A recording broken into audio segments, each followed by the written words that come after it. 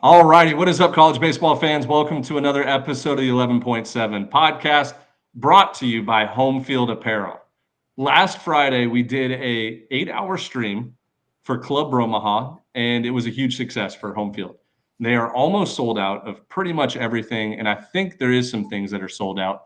But you can use our promo code CWS25 for 15% off your purchase. And they restocked the teams that they had last year too. So if you missed out on the TCUs and the TCU, Tulane, Tennessee, I forget the other schools, Florida. There's a bunch. Auburn, so now they have about a catalog of 30 to 35 college baseball hats, pullover jerseys, and all of that. So the code's good for anything on their store as well. So you guys check them out, homefieldapparel.com. If it does say sold out next to it, I'm sorry. You can catch up next year. So there's that. But I thought that the Club Bromaha was a huge success, and they did too. They were very pleased. So we might be running it back sometime soon here. Some housekeeping before we get into the show today. We missed Sunday's episode. Sunday was Easter. We were all busy with our own obligations. So missed the show on Sunday. And what we're doing for you this week is instead of a schedule of 2 episodes, we're just going to do one longer episode. So in this episode, it'll be weekend recap from last weekend. Then we'll do our weekend series pick'em, the 6 series that we picked for this upcoming weekend. Then Jack's got to get off. We're running tight with him. He'll be on the broadcast tonight for ESPN Plus, Citadel versus Charleston Southern. And then after that, we're going to go conference by conference. It'll be me, Dimitri, and Noah. And we'll talk about, like, hey, is this a 1-bid league, 2-bid league, 5-bid league? What do teams have to do to get into the postseason picture? What do teams have to do to get in the hosting picture? Stuff like that. We do it every year. It's a lot of fun. So this might be a 2-hour episode. Not sure yet. But we have the full crew here right now. So we got Dimitri, Noah, Jack, and myself. And we're going to start with a little weekend recap because last weekend it confused the hell out of me. I'll put it that way. There was a lot of chaos. Yeah. Tons of chaos. Ben, you're still the quarterback. You can't hand the ball off like that. Where are we starting? I know. Well, all right. There was a jet sweep in motion. There was a going door to hand out. that was some RPO action, and I kept it and didn't know what to do with it. I'm going to dump it off to you, Dimitri. Your Miami Hurricanes not only are not dead, they're very much alive. Sitting at 500 in ACC play after sweeping Georgia Tech. Rewind the tape to last Wednesday's episode. I said Georgia Tech was going to lose that series at Miami because it's a tough place to play, especially in the middle of April. So Miami right now is sitting at they're kind of in no man's land where it's like, all right, they're a postseason team based off the resume, but can they work their way up to a 2 seed or could they work their way up to a regional host? They got 4 easy weekends left in the ACC that they should win. It's like, dude, if they finish the ACC at 18-12, they're going to be in the hosting picture. So Miami's your team, Dimitri. Tell us about what you think is going on down there in Coral Gables. First of all, I wish Miami was a hard place to play the first weekend of June. It's one of the easiest places to play in the country. They haven't made it out of their own regional in I don't know how long. But besides that, they're playing well. They caught a slumping Georgia Tech team and a very average Duke team the last 2 weekends at home. Good for them. They took care of business at home, but watch what happens when they go on the road. Just watch what happens. They're not going to play great. I hope they do. I'm like one of the fans the same way Ben and Jack speak about the Astros. That's fair. But they just can see right through the window. They can see right through the blind. Like, it's just, it. Like, Miami, they do this every year. They're going to be good, and then they're bad in the post. Anyway, the point is, I want this on record, though. You're saying they lose the series at Boston College this weekend. I'm on it too. I think I think they're going to split, and then they're going to lose at Fenway Park on Sunday. It's the red bandana weekend for BC. It is. That's fair. You're going from South Florida to BC. Tough road trip. So their get up weekend. If that's what Miami wants, they just want to be average. That's fine. I think this team should be a national seed type team every year in and year out. They've got all of South Florida to themselves recruiting. They lost the freshman last year to Florida. Like, they're not a destination right now. So we'll see. But I think I would love to see Miami in the postseason. I would love to see them somewhere and try to ruin somebody else's regional. But I just don't see them. I think they make a regional. I think they're going to limp their way in barely. Anyway, that's it. That's it. Okay. Well, Daniel Cuvée is hitting the cover off the ball right now, and they have a lot of younger guys stepping up. Yeah, especially in that rotation. Hughes has been a guy going on game 1 now since Robert is his injury, but the 2 freshmen have stepped up into the weekend rotation. AJ Siskar and Tate Darius, both of them have sub 4.30 ERAs on the season, so they've gone all right, and they're about to get their first road test here. Noah, did I see Andrew Walter still pitching for the Miami Hurricanes? His younger brother, but yes. His brother pitches for them. It's his brother. Okay. For a second, I was Andrew Walter's in the big league, dude. Yeah, he's on Cleveland. Listen, I can't keep track with everybody. I can't keep track with every player. But when I saw Walters pitching for Miami this weekend, I was like, there is no way that the nation leader in ERA like 3 years ago is still pitching in college baseball. He was their SP3. You don't know because of NIL and the transfer portal. Like, these guys have 9 years of eligibility now. So I was like, shoot, maybe he is. That's fair. But he was their SP3 for about the first 2 months. So he's been moved to the back end of the bullpen. Let me use that as a good transition to another series that we had our eye on, another old guy in college baseball. How about Mr. McKay at Kentucky and what they did to Tennessee, man? Like, there ain't a team in the country that had that game on their radar. I know I didn't, and I'm a big fan of Coach Mingione, but the style of baseball that they play, as Noah has talked about after his trip to Lexington, it's different. It's unique. Last year, it's Let's Get Weird into Omaha.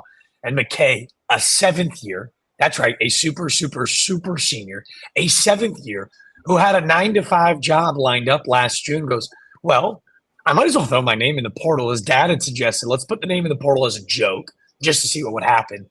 And then an SEC fish bites onto that lure and that bait. They reel him in.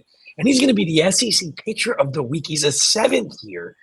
All those LinkedIn haters that hate on the old guy as a fellow old guy, I just think it's cool. Like, when you look at the beginning of the story to where it's taken him, that guy is going to have a memory of tossing and taking down the #1 team in the country for a lifetime. I think Tennessee must have heard us. Hot, cold, hot theory. They needed a cold spell. This is that for them. But, man, kudos to Kentucky. A huge weekend series dub to get them kind of back in the thick of it. Well, I will say they weren't #1, right? They fell out. It was Texas. Yeah, that's fine. #1. You're right. But good call. The weekend before, he was collecting a lot of confused faces. I was talking to Devin Burks just about that. Like, one time through the order, he was impeccable. Then Texas was able to string a couple of good hits against him and get him out of the ball game. But he's obviously got some stuff that plays up because it's not like a electrifying arm that's running high 90s, but he's getting a lot of confused faces. Who would have thought that Kentucky would go Texas, Tennessee back-to-back weekends and finish 3-3? Yeah. Like, that's got to be the biggest win of all time for them. Yeah, I mean, I think, and you know what? Kentucky they had a shot against Texas. They did. They had a legitimate shot to win that series last weekend. A Ryan Galvan and who's the big, tall, skinny guy? What's his name? Gasparino. Gasparino had a couple timely hits. They had a couple timely hits in that Sunday game. It got a little out of hand, but I think Kentucky is no slouch. I mean, that just shows you, and for all the SEC homers out there, this will make you your inside tingle a little bit. But the 8th team in the SEC right now is just as dangerous as many others. I think their RPI's at like 33, strength of schedule at 9. But if you look at the back end of their schedule, it's much more favorable than their first half. South Carolina at home this weekend, at Mississippi State, OU at home, and then at Vandy. It's insane to say that that's more favorable because of obviously what Vandy, but like based off what they've had, it does get a little bit easier for Kentucky. We'll have 2 of those weekend series at home. So they're a team that can play themselves right into the thick of it. And man, there's not a team in the country that wants them as an uncomfortable 2 seed in their regional.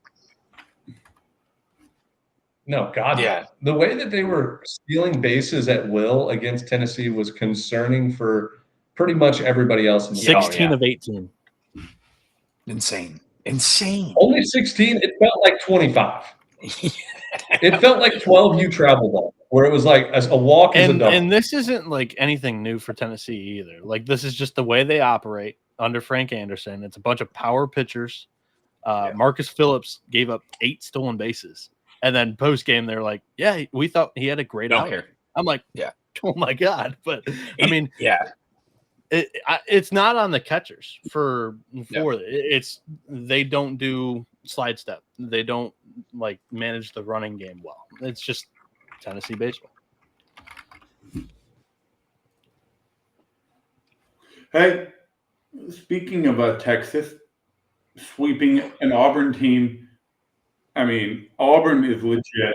Coming off a series win at home against LSU, Texas sweeps them, and I think they swept them pretty handily, pretty easily.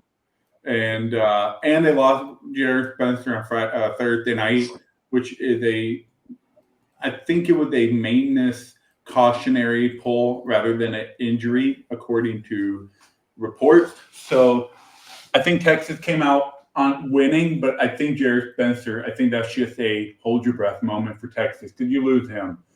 It's just their whole season. But you Texas, cross your fingers there for sure. One more thing. I think Texas has finally been that one team that has separated themselves from everybody at the unanimous #1 team in the country. Yeah.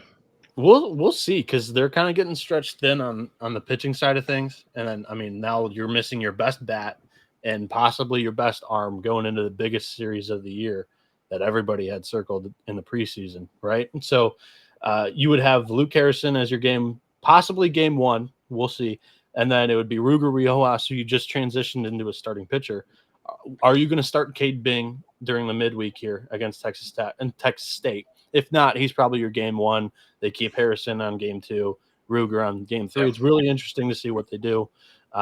But yeah, that offense, to me, it's not anything overpowering. 1 through 9, they get the job done. A lot of clutch hits. Kimball Schuessler had a hell of a weekend. Jonah Williams, who's a 2-way stud, football 5-star, and then baseball guy, just had a great weekend in his first weekend as a starter. Texas is just Schloss is pushing all the right buttons right now. But we can't even say Ruger Riojas. It's kind of, he's been dominant 3 or 4 straight at Sunday. So you can't say this guy is just still a project. That guy has an established weekend arm. I mean, he single-handedly was the reason why they beat Kentucky on that Sunday. He escaped jam after jam, was just dominant, and kept them 2 weekends in a row, because last weekend against Kentucky, 15 innings. They exhaust a lot of bullpen in that second game. Ruger goes out and gives them 7 strong. This weekend, they lose Jared Spencer early in game 1. They use a lot of bullpen in that game. They didn't use that much. Shout out Max Grubbs. He came, I think it was 4 1/3 of shutout baseball out of the bullpen on Thursday night. So this Grubbs Volantis combo has been pretty electric for Texas. So I think they'll be fine, but you know how it is in the SEC. You can't just be fine. You got to be elite. No. What else happened this weekend? What else are we missing? I'll tell you one. Yeah.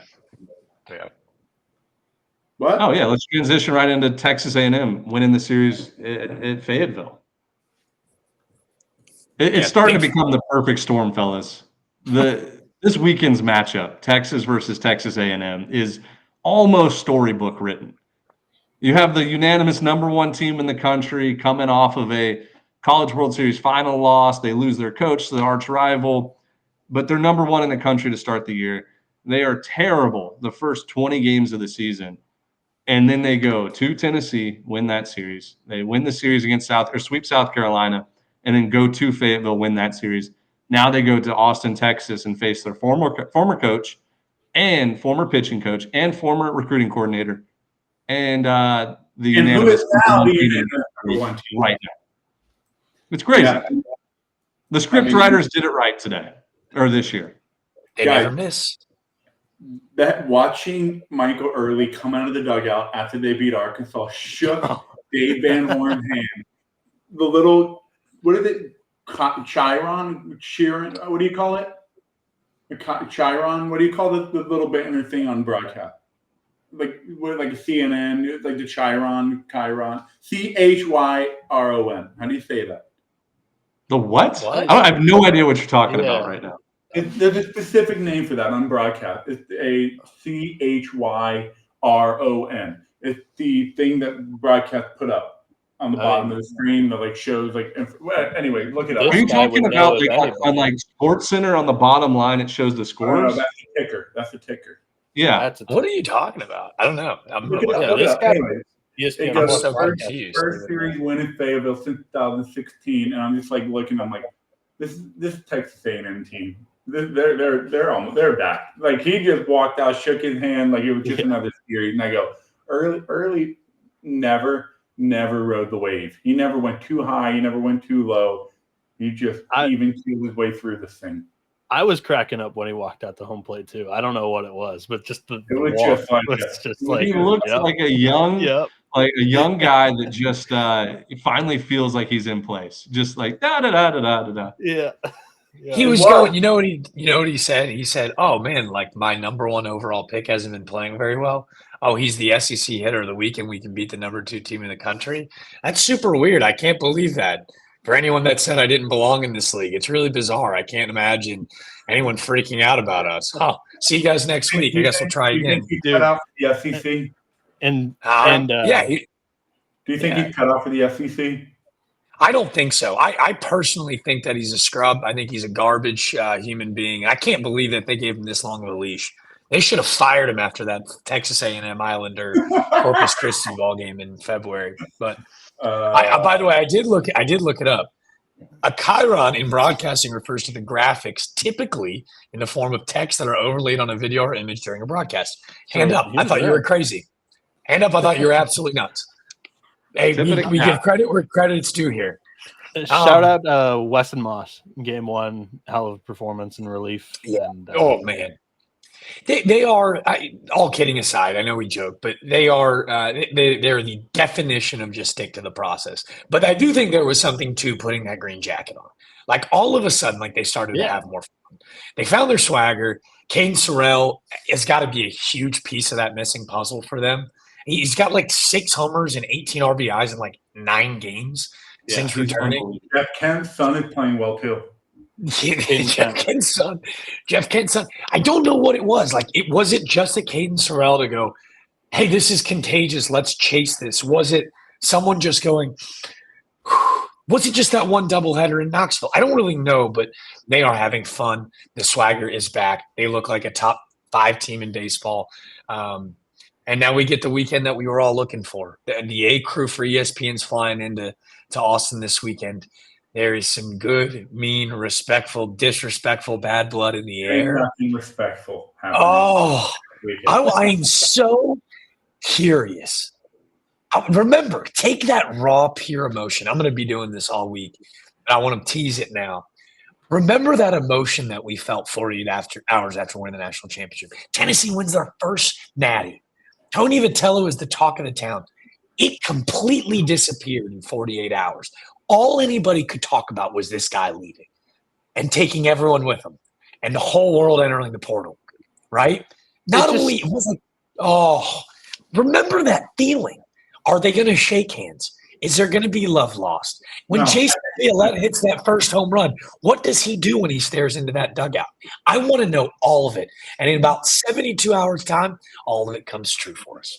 It just sucks that this game loses a lot of the hostility that it would possibly have if it was in College Station. The entire weekend, it's not going to be a hornet's nest. Texas is still like bitter rival of Texas A&M, but it's much more A&M hates Texas than Texas hates A&M in my eyes, anyways.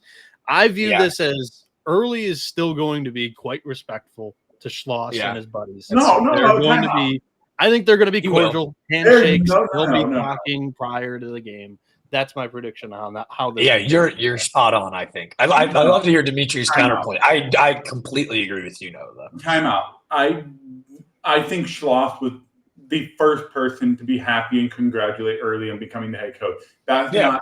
There's no like, oh, I don't like him. I think Early had a ton of respect and no love lost for Schloss because either A, he could have been his right-hand man in Austin, or he could be the head coach of Texas A&M. It was a win-win for him. He got his head coaching gig, and Schloss gave him the opportunity to leave Arizona State to come to Texas A&M. So I don't think they're staring in the dugout like, oh, go fuck yourself. It's more of like a – that's what Noah just said. Win this challenge of beating you for my school. And Texas has Tulo. And Texas has Tulo as the hitting coach. Yeah. You know, like a win-win. I thought you were saying that it was more of a hostile thing. It's going to have a lot of the hostility that we want it to have. Yeah. Yeah, because I'm sure Schloss and Early probably exchanged words, texted, gave a phone call. Hey, can't wait to see you this weekend. Unbelievable job you're doing. So happy for you. I'm sure Schloss says something like that to Early. And think, too, like Max Weiner for Texas, who is raved as maybe the best assistant in the country. Like, these are a lot of his guys left in College Station, and he was so insanely respected that, like, I'd be almost willing to bet that, like, there's so much love that, like, Ryan Prager is, like, scuffled the last couple weeks. Like, do you think he was like, hey, Max, you got anything for me? There's that kind of love.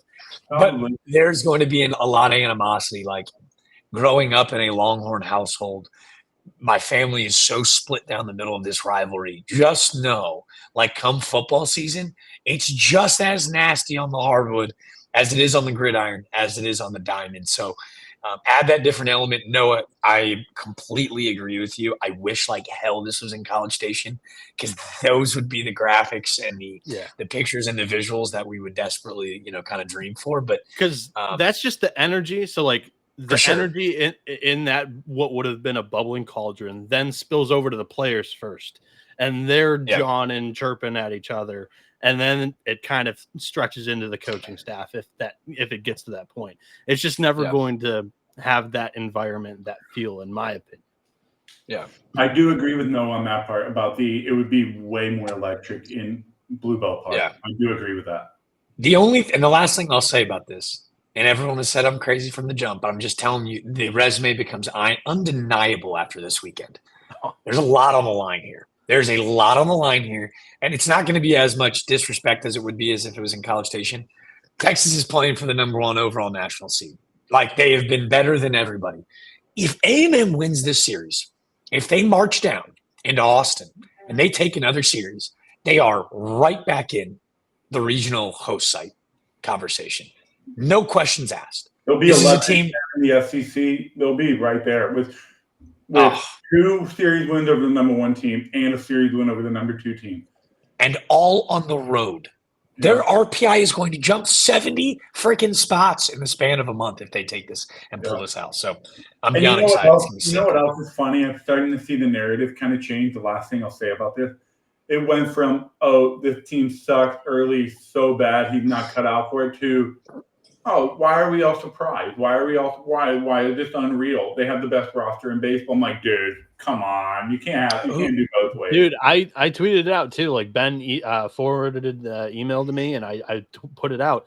The biggest liability now in Vegas to win the College World Series National Championship is Texas A&M.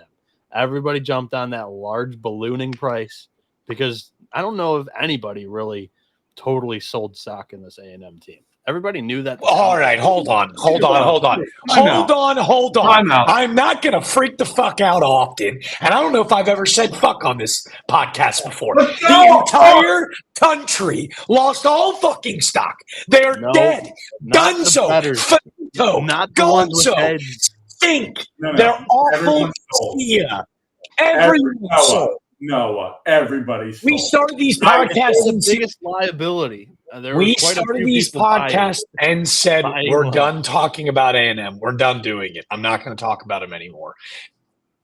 I don't do this often. I say shitty 231 career batting average hitter. Dog never couldn't spell 500 on a team that I played in when it came to winning and losing. Awful takes left and right. Hypothetically, the worst investor ever. I said on a Monday morning, I will not sell my stock on this team, and not one person fucking believed me. None. They also. The problem is no one. They can't win it now because Vegas has already tweeted out, hey, they're our biggest liability. There's a reason those chandeliers are as big as they are. You did, which means Vegas can't let them win now, which is a problem. Nah, that's not how it works. But I'm so proud of you guys. As the point guard of this show, I felt like Rajon Rondo right there, where I didn't have to speak for 10 minutes, and you guys were all making plays. So congrats to you guys. Noah with the alley-oop to LeBron James, Jack DeLongshot. Just absolute alley-oop in that. Jack, you mentioned it about 10 minutes ago. Jack, you mentioned 10 minutes ago that ESPN is sending their A team out. Yeah. I guess it's time to announce you're going to be there. Boots on the flops on the ground. There. Yeah, I'm more like the B team 7th grade squad that'll be hanging out. But yes, I will be there. It's like when they call a JV player up to varsity for the playoffs. That's you. Yeah, exactly. I'm a bullpen catcher, just like my 7th grade year. And why the hell am I just now finding out? Do you guys have you guys have another tech? No. I bought the flights about 3 hours ago. So I took right out before he bought the flight. I did. Because you're in Italy. You weren't going anywhere. You were at practice. Damn it. I can always call back on this call. That's true. Actually, I FaceTime. I don't look like the tarmac where the lights are just floating down the runway. By the way, guys, I'm here at Joe Riley Park, a populous-built stadium, home of the Charleston River Dogs, and some poor young kid walked in during the middle of my rant. Did you guys hear that? Yeah. I probably scared the bejesus out of him. He caught the very end of it. That's probably the most electricity that ballpark has seen in years. Yeah, don't buckle up for Charleston Southern in the Citadel tonight. It's going to sound like Game 7 of the World Series.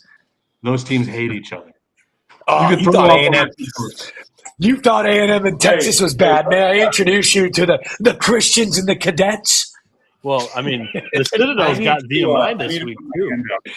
Now, that is a real rivalry. That is a real rivalry. True story, my senior year against the Citadel, after the last pitch on Sunday, hypothetically, a young, skinny senior bum rushed onto the field and cleared the benches. And then after the game, his head coach told him that it didn't matter. And then if you're not playing, you shouldn't be talking shit. That was news to him. So this rivalry means something to me. It means something to me. Hey, I have a hand up thing I need to do right here.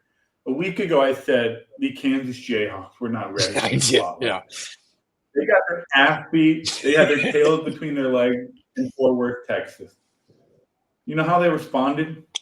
With a 3-game sweep over the Kansas State Wildcat to move back into first place in the Big 12. So maybe Kansas State is ready for the spotlight at home. But on the road, Kansas is ready for the spotlight at home. The Hog was rocking. I think that team has something special. They need to show me something on the road for me to believe in them in a regional. But never sleep on that 2 through 4th place teams in the Big 12. They always create hell. Well, I have a problem with the Kansas versus Kansas State series. We spent last week for the weekend series Pick'em Pod. We spent 20 minutes on this series talking about how Kansas State was the home team. Yep. What happened there, fellas? I mean, it's partly my fault for not double checking, but I picked Kansas State because they were 13-1 or 14-1 at home, thinking, oh, it's going to be at Kansas State. Oh, yeah. If I would have known it was at Kansas, I probably would have ran the Jayhawks. I knew Kansas. Yeah, but our website said K-State or Kansas at K-State. That's because Ben sent me your list, so I threw it up on the website. But as soon as I did that, I was like, yo, no, Kansas is at home. Everyone's been talking about the Hog. Lawrence, Kansas, hosting the biggest series of the year for them. I always know. So it's my fault for not double checking. Ben not double checking. Shout out to Blind Man Nate. He's been in my mentions. It quickly became a troll Los Beefs pod. Now it's like I'm slightly like inadvertently trolling like on Kansas, and it's back-to-back years I was informed by Blind Man Nate that I said it was going to be a clean sweep, and I have gone the exact opposite direction. So shout out to Blind Man Nate. Guys, 3-second moment of silence. I'll explain why after. Oh, boy. Dude, it's been 3 months. 1, 2, 3. Guys. All right. Okay. Thank you all for your moment of silence. You counted through it. Hawaii Warriors have gone from a Honolulu regional dream to holy shit, we might not even make the Big West tournament. Yeah, below 500. Yeah. And Fullerton is in front of them, Cal Poly, and hold on. Is it Long Beach? Someone is banging. Sounds like they're banging a hammer up against his wall over there. Is Dimitri safe right now? He might not be safe. This might be the last we ever see of him. Yeah.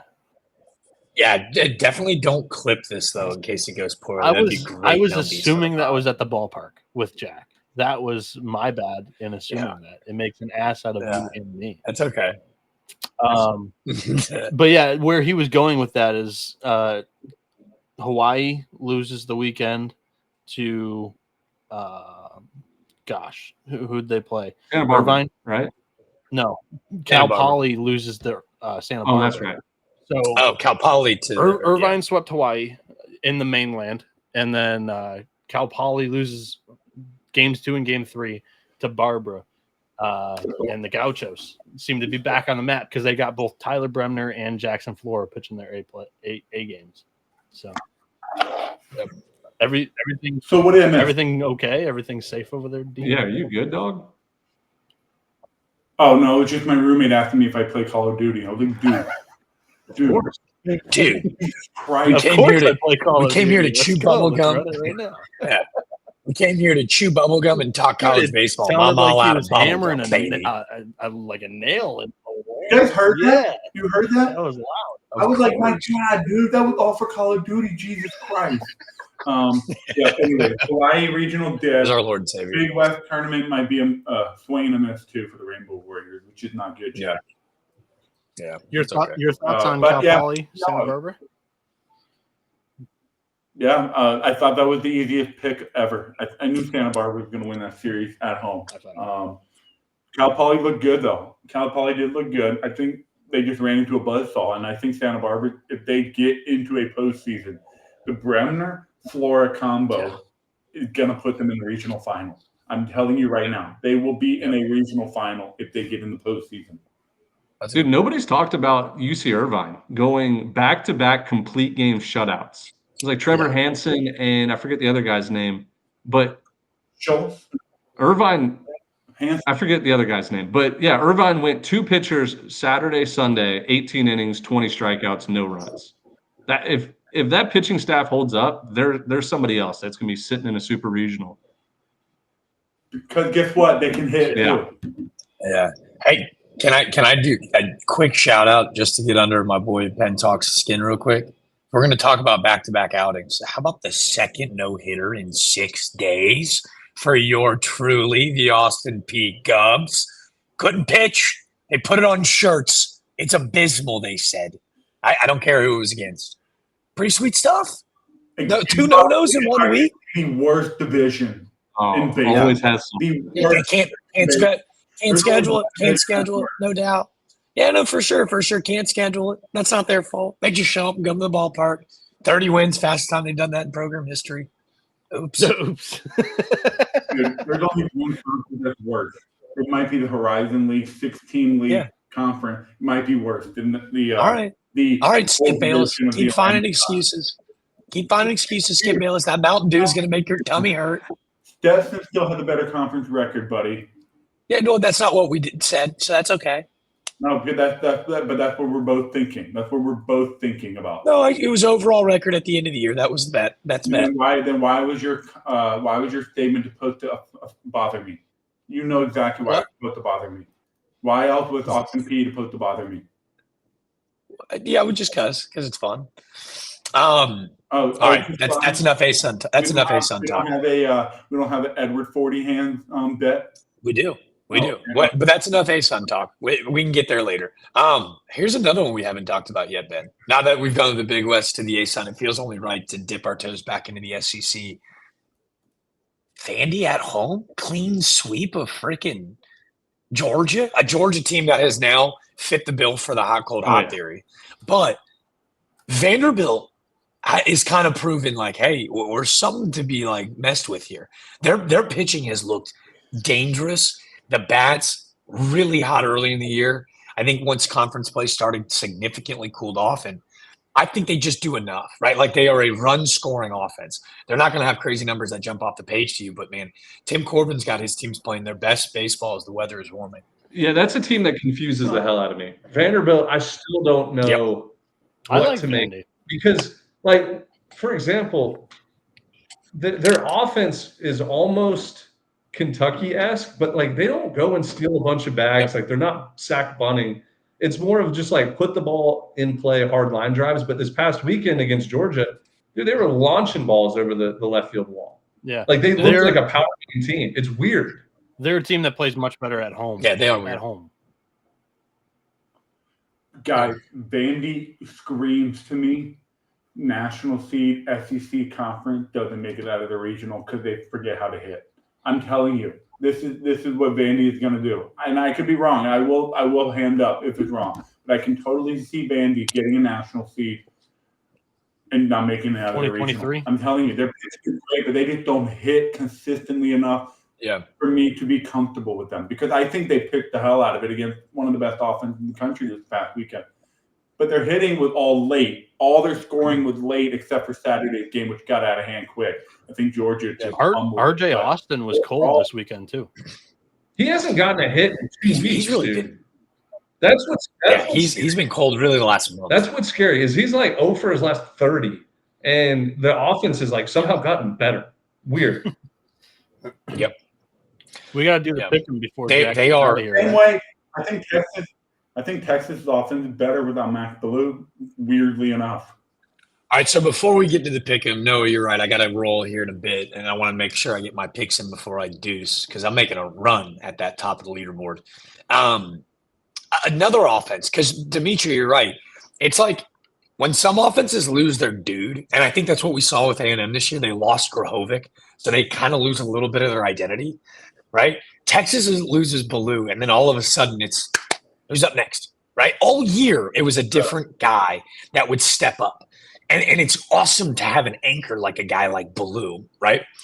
Another offense like that, and I know Noah's a huge fan of this team, but being in Clemson, South Carolina last weekend and watching them face a Louisville team, which, by the way, guys, let me make something very clear about Louisville. They're beyond banged up right now. They are an offense that sneaky has 10 guys hitting over 300, right? I mean, they are really stupid, and they're struggling to find healthy guys on the mound, yet still got really productive innings.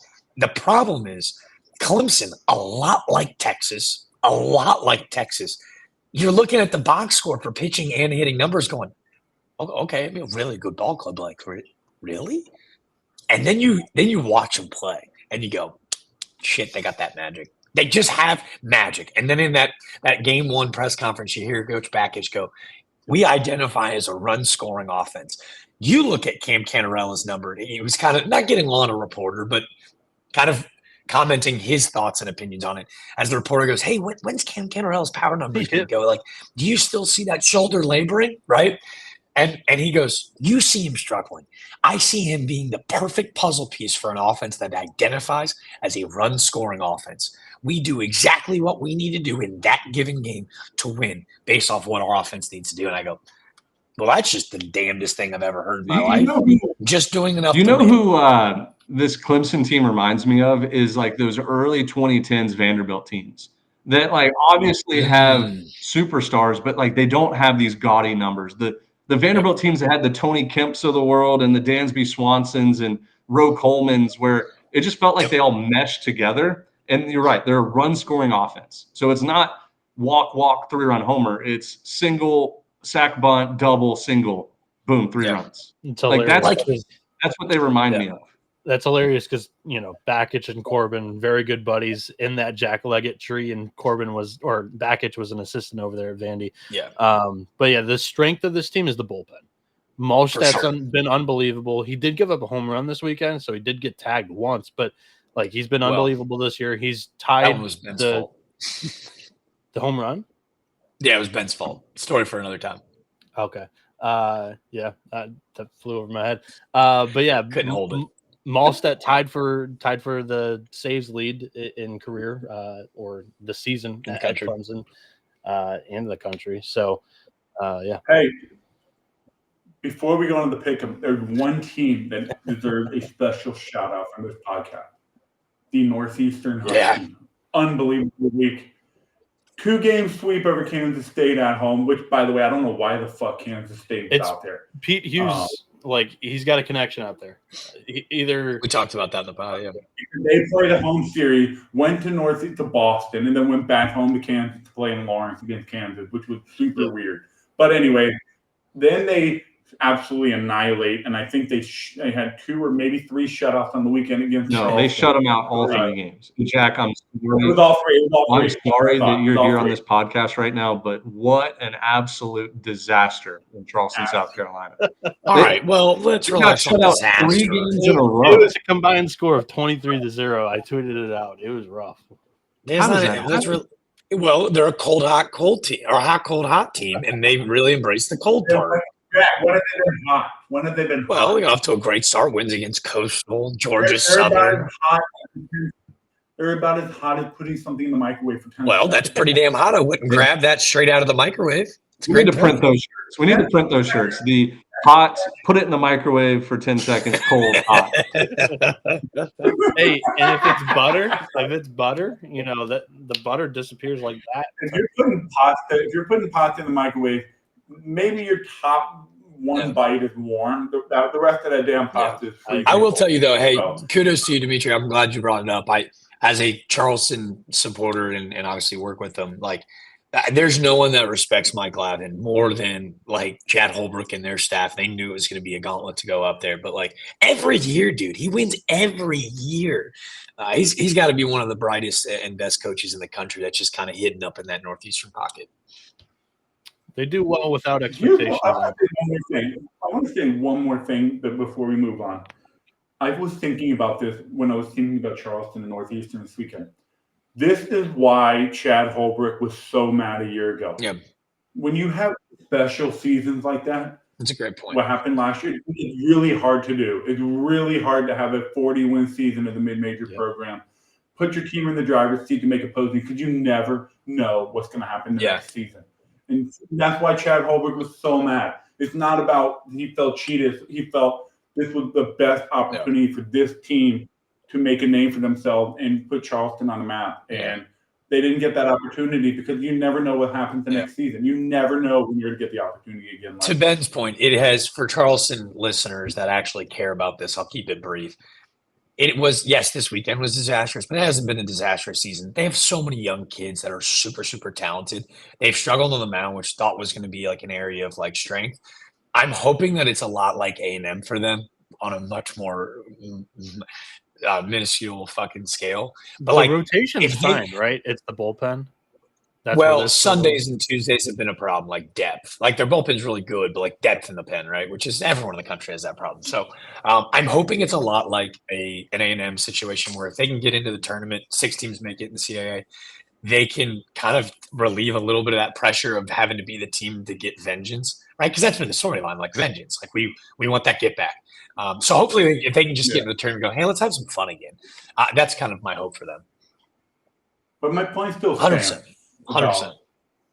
Special seasons don't come around that often, and when you get it ripped out from under you, you feel cheated because you never know when you're going to get that opportunity again like that to be a 40+ win team, 2 seed in a winnable regional or whatever. Yeah, I still remember when he said a 13-win season at South Carolina got me fired. Like, Yeah, and then I got him in last year. Like that's always going to stick with me. Pick 'em Pick 'em time. time. You want me to share the So screen? 6 series this week. Jack's got to run here in about 10 minutes, but Rhode Island at your George Mason Patriots. I love We it. You did guys that put one that for in. you. Thank you. Battle for Thank first you. place in the A10, where it just means more. Thank Tennessee you. at LSU, Texas A&M at Texas, Oregon State at Oregon, Irvine at Cal Poly, and then San Diego at Gonzaga, which is a battle for first place in the West Coast Conference. Big time weekend series right now. So you got basically battle for first place in every single conference. Well, Oregon State's not in a conference, but They're in that's a first civil place in the Independence. It's not a first place. It's not a first place matchup in Baton Rouge. Yeah, but it's still those are the top 4 SEC teams in my opinion. Well, maybe not A&M, maybe not yet, but you get my point.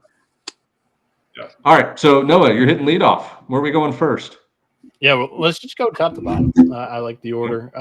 Let's go Rhode Island and George Mason. George Mason, they have a really good 1-2 punch in that weekend rotation. Connor O'Hara and Brandon Cassidy, both of them have ERAs sub 3. And then Sam Lavin fills in that weekend rotation with a 5.16 ERA. To me, that's better on paper than URI. And also, you have to add in Owen Hall and James Quinn Irons, both of them hitting over 400 with an OPS over 1,100. To me, George Mason at home, it seems like they have a little bit more firepower to win this series than the Rams do. Really good stuff. Jack, before I make my pick, I got to know what's the home field advantage like in where is George Mason? Is that Fairfax, Virginia? Yep. Fairfax, Virginia, home of the green and gold, the largest public school in the state of Virginia. The Hap Schuler Field, home of Hap, the original OG head ball coach. Bill Brown, 42 years at the helm for George Mason, his name now on the wall. No lights actually at the Hap. We're a little bit scared of the dark in Fairfax. We like to play our games during the day, which means we're going to catch you sleeping. We're going to hope that you missed that alarm clock. Jack Longshaw and the pencil might go and, hit the alarm at your hotel to make sure that you are not ready for that morning alarm clock and that continental breakfast. So, yeah, you could say it's intimidating. Does George Mason hypothetically have the largest wall down the third base line in the country? The largest wall down the third baseline? I don't know. What do you mean? What school has a massive wall that you show up at sometime? Huh? What are you saying? Doesn't George Mason have a walkway thing that's above the No, field? that was Towson. Towson's got the bridge to Terabithia, the bridge to baseball. Yes. Yes, Towson. I was there 2 weeks ago. No, the Hap. The Hap's got no lights. It's got a beautiful soccer field that the USA soccer teams practice at up on the hill. The hill out in left field, which is just absolutely jam-packed with students every Friday, Saturday, Sunday afternoon with cold beverages galore. This is a special one. I appreciated you guys throwing this on there for me. It means more than you know. But let me tell you something very quickly. There is no one I'd rather less be this weekend than a damn roadie. The roadies, a lot of respect for Rhode Island University, but let me tell you, with the green and gold and the future Golden Spikes winner, James Quinn Irons, suiting up and lacing them up this weekend, it's going to be a really bad weekend to be a roadie. Give me Sean Camp, Tyler Nealon, and the damn George Mason Patriots. Here's a story for you. Tommy Winterstein, a senior at Charleston Southern when I was a freshman, now pitching coach at George Mason, because all the low roads lead back to Chucktown, had a child last week, firstborn. Congratulations to Mr. Winterstein, new dad to he and his wife, Jillian. And guess where he was the very next day? Back in the dugout to go secure a weekend series victory. It just means more in the A-10, and it means more in Fairfax, Virginia.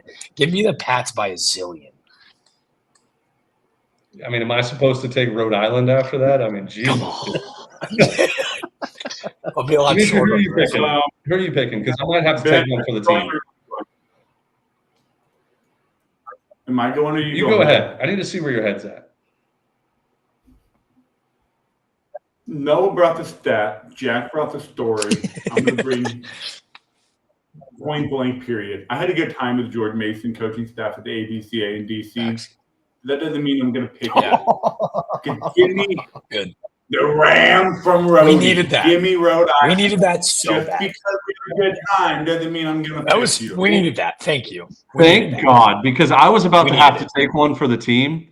And I was going to take Rhode Island if he would have went George Mason, because we just can't have a clean sweep with George Mason. That's not fair to them. That's not fair to you, Jack. But yes, I'd gladly take the Patriots here at home. Yeah.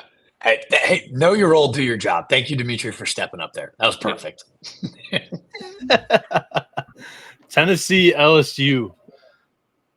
Man, so we've got Tennessee coming in after 2 weekend losses of the last 3 weekends, right?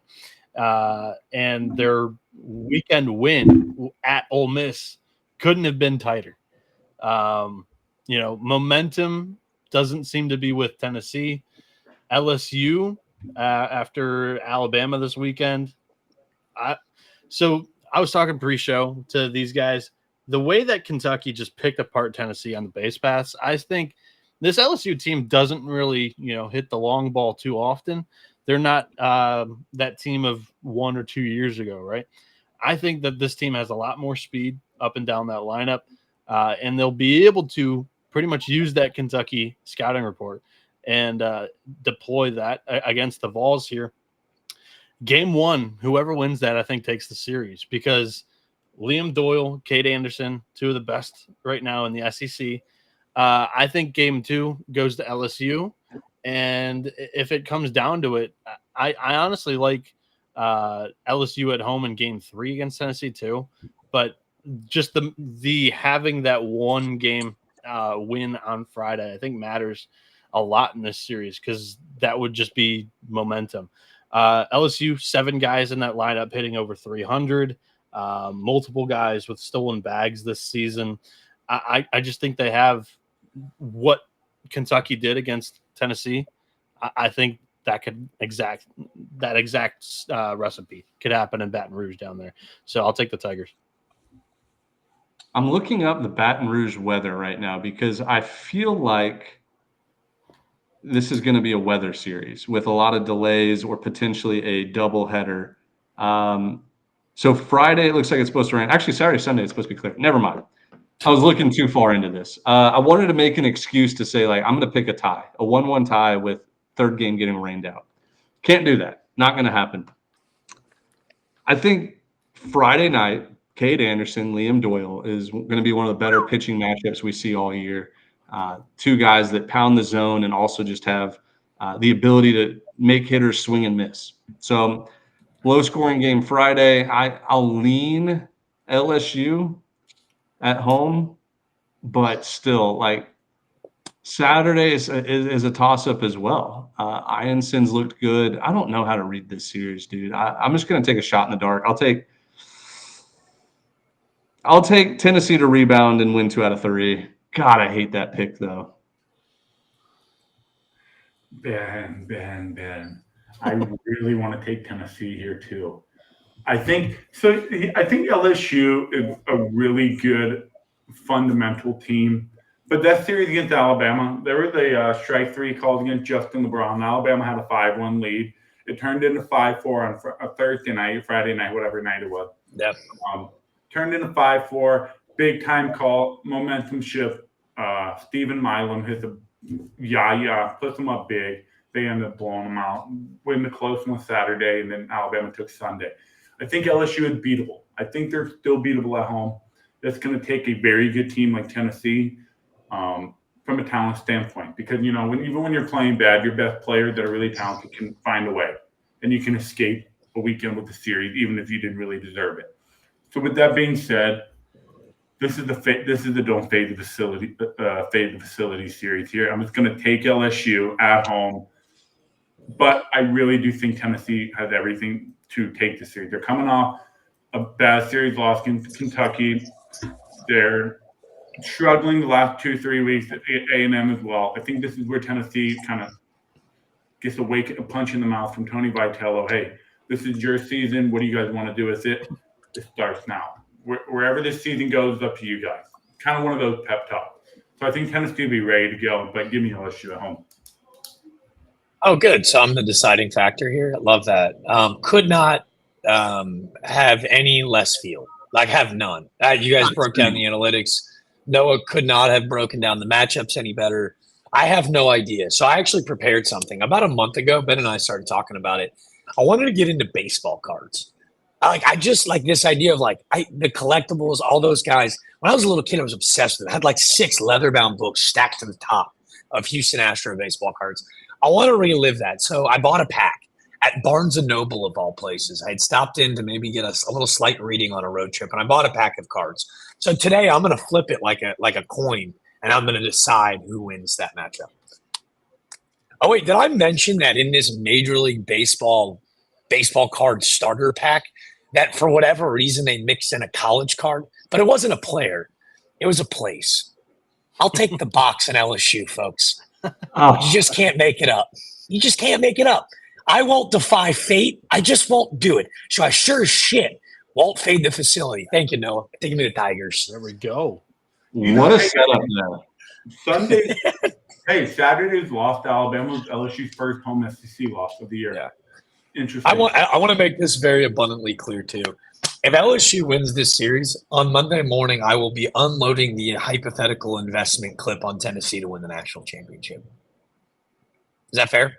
That would be the ultimate hot, cold, hot with 2 weekend series loss in a row. Damn. Then we'd have a Dimitri can't have Tennessee winning the national championship, and then a Jack wanting Tennessee. The video.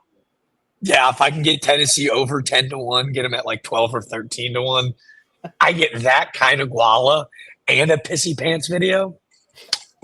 Best June 28th ever. All right. It's time for the Lone Star State Showdown, right? Yeah. Texas A&M heading into Texas, Austin, Texas, for quite possibly the most anticipated series of this season. Texas coming off a sweep against Auburn. A&M wins 2 of 3 in Fayetteville. Now they're going to Austin. Like I said, they are averaging, since they introduced the golden putter, and now they have a master's jacket to go with that golden putter, they're averaging 10.5 runs per game, miles better than the first 2 months of the season. And this has been their SEC schedule, right? At Tennessee, at Arkansas, played at Vanderbilt, Alabama, Kentucky, South Carolina. Texas, their non-conference schedule. Let me just say this before I start poking holes. I think Texas has had an unbelievable year to this point, and it's hard to, on their roster, point out anywhere where they may have a weakness, right? Their schedule in the non-conference, they didn't schedule too tough. It's like 200 non-conference strength of schedule. Schloss in his first year didn't want to have a total gauntlet with a team that he didn't know a ton of their identity offensively or on the mound, right?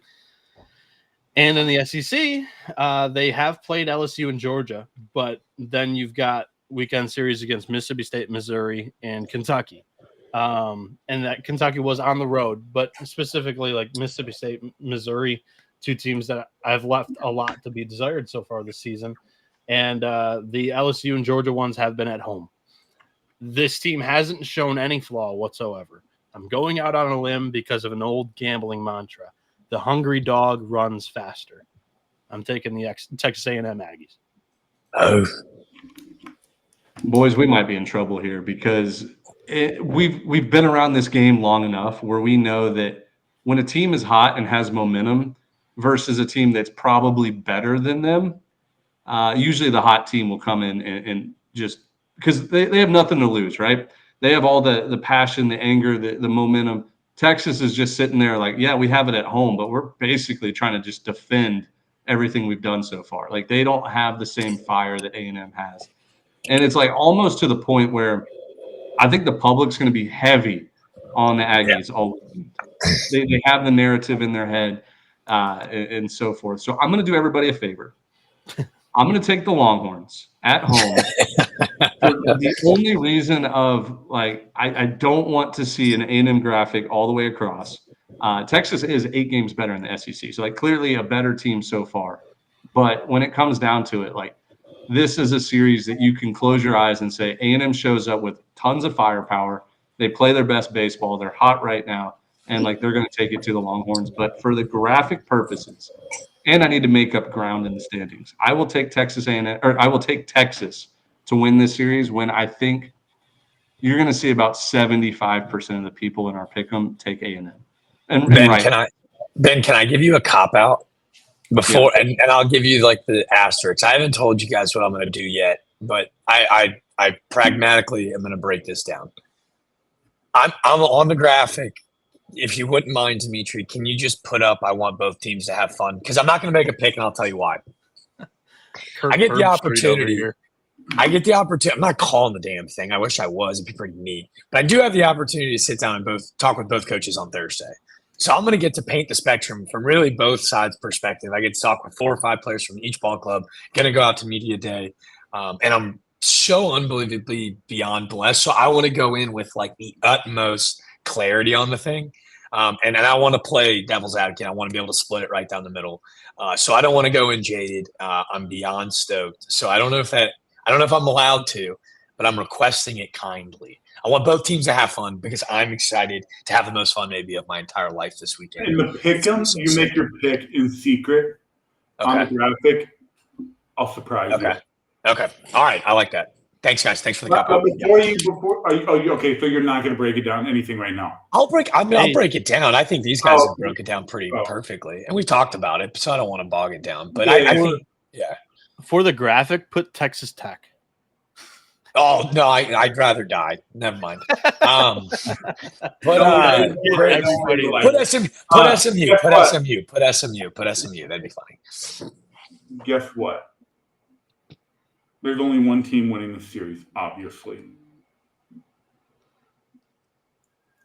This is too easy. This is the easiest series on the board. Give me the Hook and Texas Longhorns. They are going to take care of business at home. Schloss will not lose the series.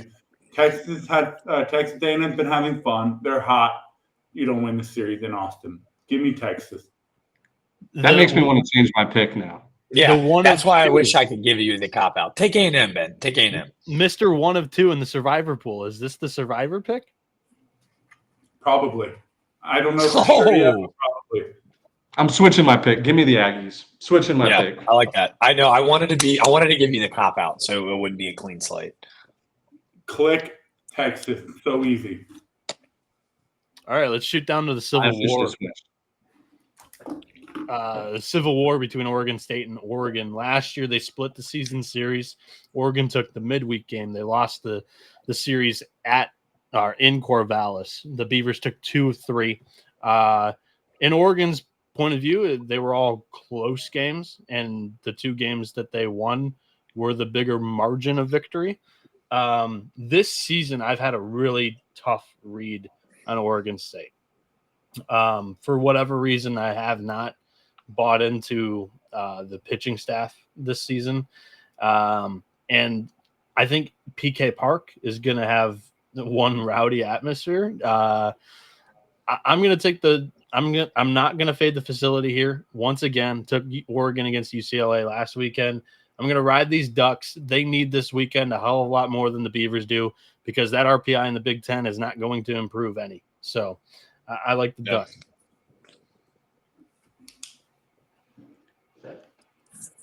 I'll take the Ducks. Oh, I hate this pick so much.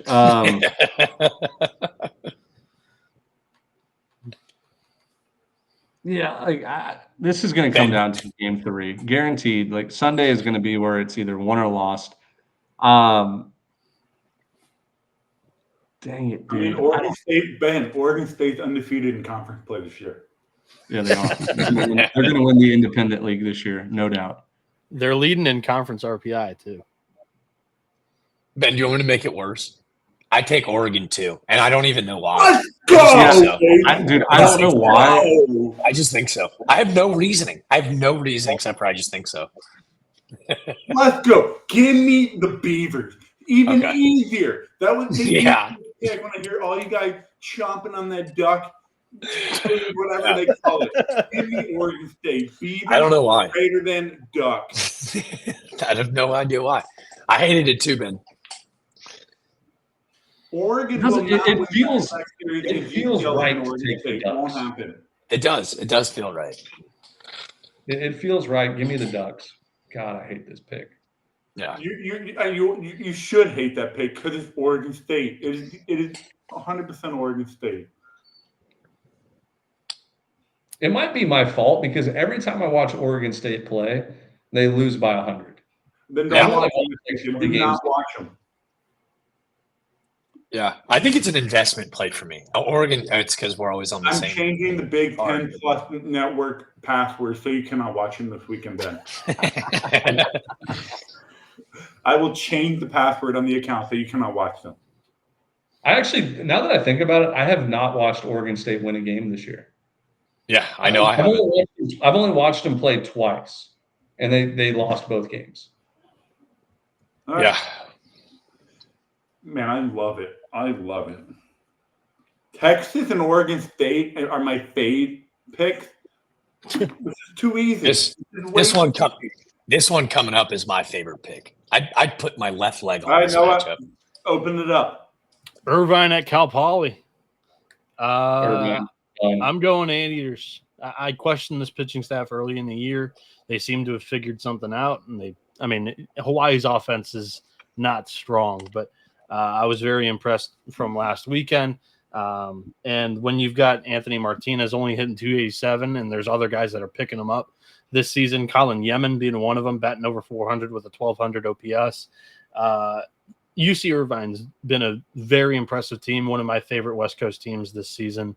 I think that Cal Poly is going to be live in this series too, but Anteaters have given me nothing to really pick against them here. I'll go UCI.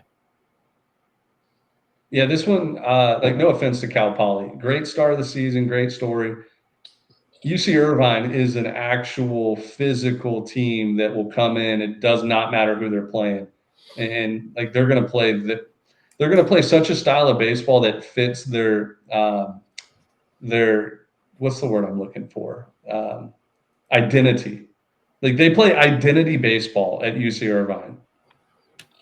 Doesn't matter where you play. They could be playing at Central Connecticut State, and they're going to play the exact same way. Watched a lot of their games this year. One of the games that Oregon State that I watched, UC Irvine destroyed Oregon State that Friday night. So I'll take the Anteaters. Sorry, Cal Poly. It's still a great team. Cal Poly is still going to make a regional. 21 on the RPI. This is going to help, even if they lose 2 out of 3. But yeah, give me the Anteaters. For some reason, this series is really hard for me to pick. I think Cal Poly at home is a really good team. They lost on the road at Santa Barbara. If that series was at home, I would have picked Cal Poly. They handled Hawaii really well. The thing that's giving me a hard time is what Irvine did to Santa Barbara. They swept them. It wasn't even close. They were so much better. And I think Cal Poly is a really good team. They're 15-3 in Big West, and I think Big West is super strong this year. But this Irvine team, this is a top 20 team in the country. This is a very good pitchable team, a hitting team, clean defense. They do everything right. If that series against Oregon State was not in Corvallis, I think Irvine wins that series. 100%. And so this isn't just some slouch in the dog park mid-major team that's just having a good year. This is a powerful team. But my heart, and I've learned to not wait, that saying you just said? Slouch in the dog park? What? Is slouch in the dog park like an actual saying? This is no slouch in the park. I like it. It's slouch in the dog park. And I was like, that's a new. Dude, you just ruined my whole flow here. It was good. You had me. Not so fast. I've learned to not fade the heart. Give me the Stangs at home. Cal Poly is going to be in a tie for first place after Sunday in the Big West. Irvine, Cal Poly, give me the Stangs at home at Baggett Park. Dimitri, you were spot on. Not only do I think this is a top 20 team here, my not so hot takes. UC Irvine's going to go to Omaha this year. They're going to go to Omaha this year. They're going to represent Mid-Major Nation, and I am going to I might paint Anteater on my chest the entire Omaha. World Series run.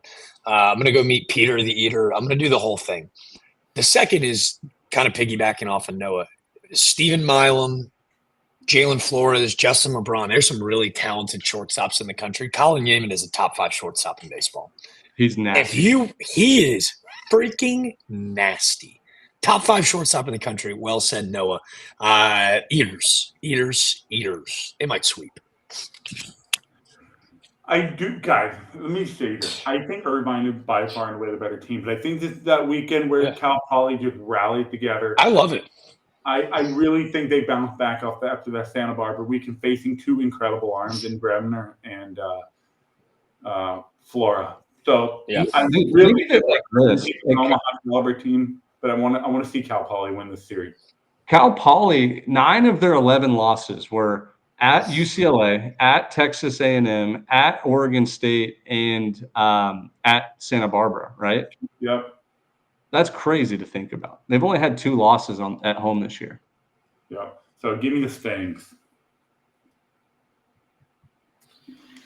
Now we're getting to the toughest series for me to pick. For years, handicapping college baseball, it was don't judge Gonzaga until they get into WCC play, because they always scheduled super tough in the non-conference. They'd get 5 wins, and they go like 5-13 or something like that, and then they jump into WCC play. They'd mow it down, and they'd finish above 500 for the regular season. It seems like that's been the case for San Diego this season as well, as this team looks to be getting better and better. They're 9-3 in the WCC this season. They were in the mid-major top 25 preseason poll. We believed in this squad a bunch, and all of a sudden, if you filter out after a couple of conference weekends, 4 conference weekends in West Coast Conference, they've got 6 guys hitting above 300 so far, with 3 OPS and 1,000, 5 OPS over 940, and the worst starting pitcher ERA in that weekend rotation is Austin Smith with the 6. And that guy coming into the year might have been their best if you asked them. So they have just figured it out, getting to play some like competition close to their level, even to their level. But yeah, Smith has had 2 starts in conference. They're figuring out their rules. Gonzaga, same thing, right? A lot of these arms in conference play, their 3 starters, the weekend rotation, 320, 347, 380 weekend rotation. Those are their ERAs. And the bullpen's been incredible. Everybody that's thrown at least a few innings in conference, ERA under 3. I'm going to go Gonzaga. They're the home team here. They have 2 guys hitting over 400, Mikey Bell and Hudson Shoup.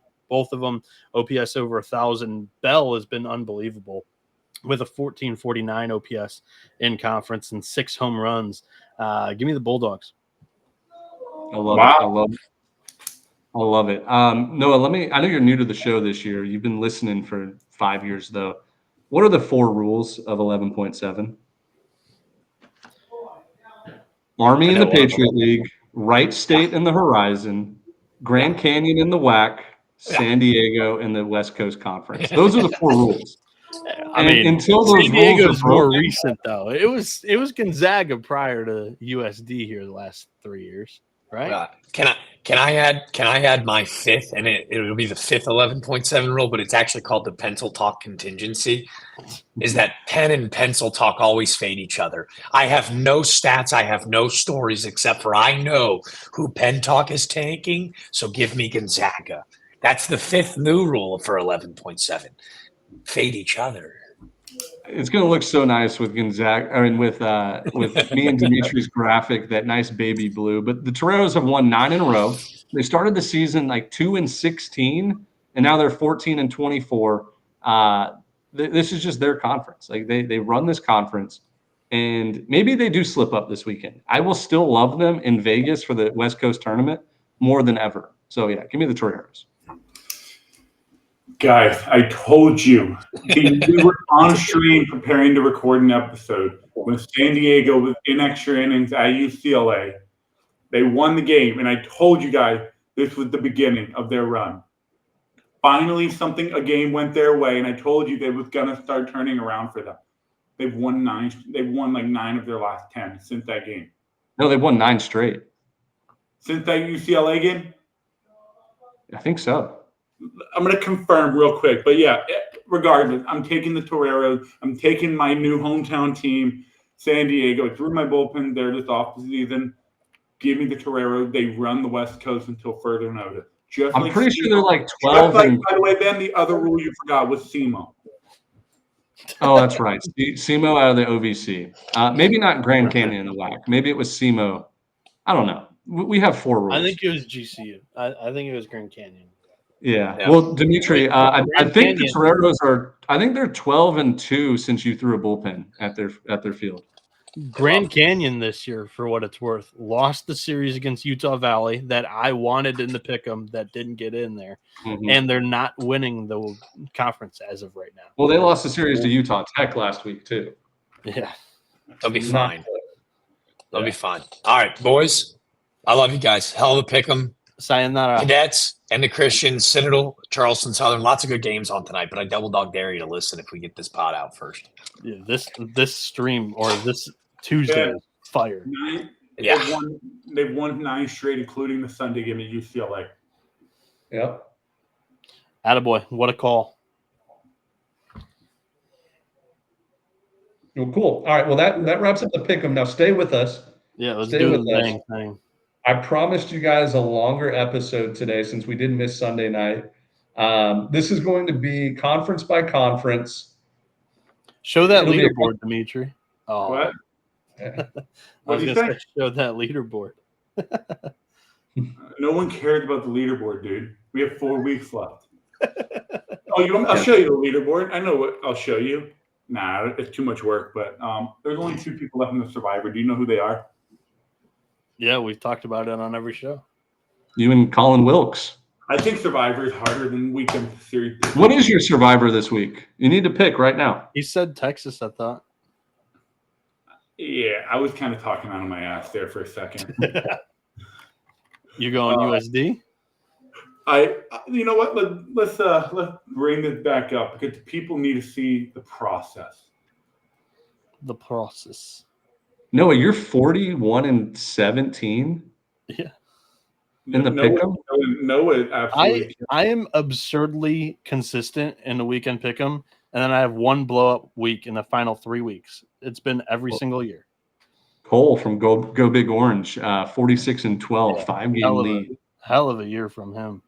You know what's great is like I actually know all of those people on that list, except maybe not B Holy. I don't know if I know B Holy 44, but like I know Cole, Omaha Locks, JD Sailors from TCU. Reese Benson, I know him. Twitter follower. Yeah. Anyways, all right. Survivor pick real quick. Gentlemen, this series, I cannot put my faith in this series. This series, I cannot do it. This is too back and forth. It could go either way. This one right here, Texas, I can totally see it. Oregon State, I think this series is too 50-50 flippy. I really want to take my Survivor as UC Irvine because I do think they're going to win. My heart wanted to take Cal Poly. You picked Poly. I know. No, my heart took Cal Poly. It's like one of those don't fade your heart, even though my brain says Irvine. I've done it twice this year, and I've lost both times. San Diego or Texas? Yeah, give me the. I'm going to get the fucking Aggies, dude. I can't do that.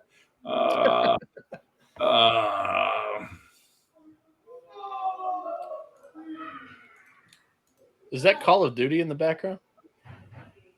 I don't know what's going on back there. Oh, I'm on the pick. Make your pick. He was on the weekend pick him. I was wondering why I was letting me select more than one team. Texas, Oregon, Cal Poly, San Diego. All right, gentlemen, here's what we're going to do. Give me a number 1 through 12. 11. 7. That was not planned. All right. 1, 2, 3, 4, 5, 6, 7. It was always fucking Texas. God, that was so good. It was always Texas. Did you see how I did that, Ben? What did the 11 matter about? I counted from the bottom up, and it was Texas, dude. Let's go. Texas, my survivor.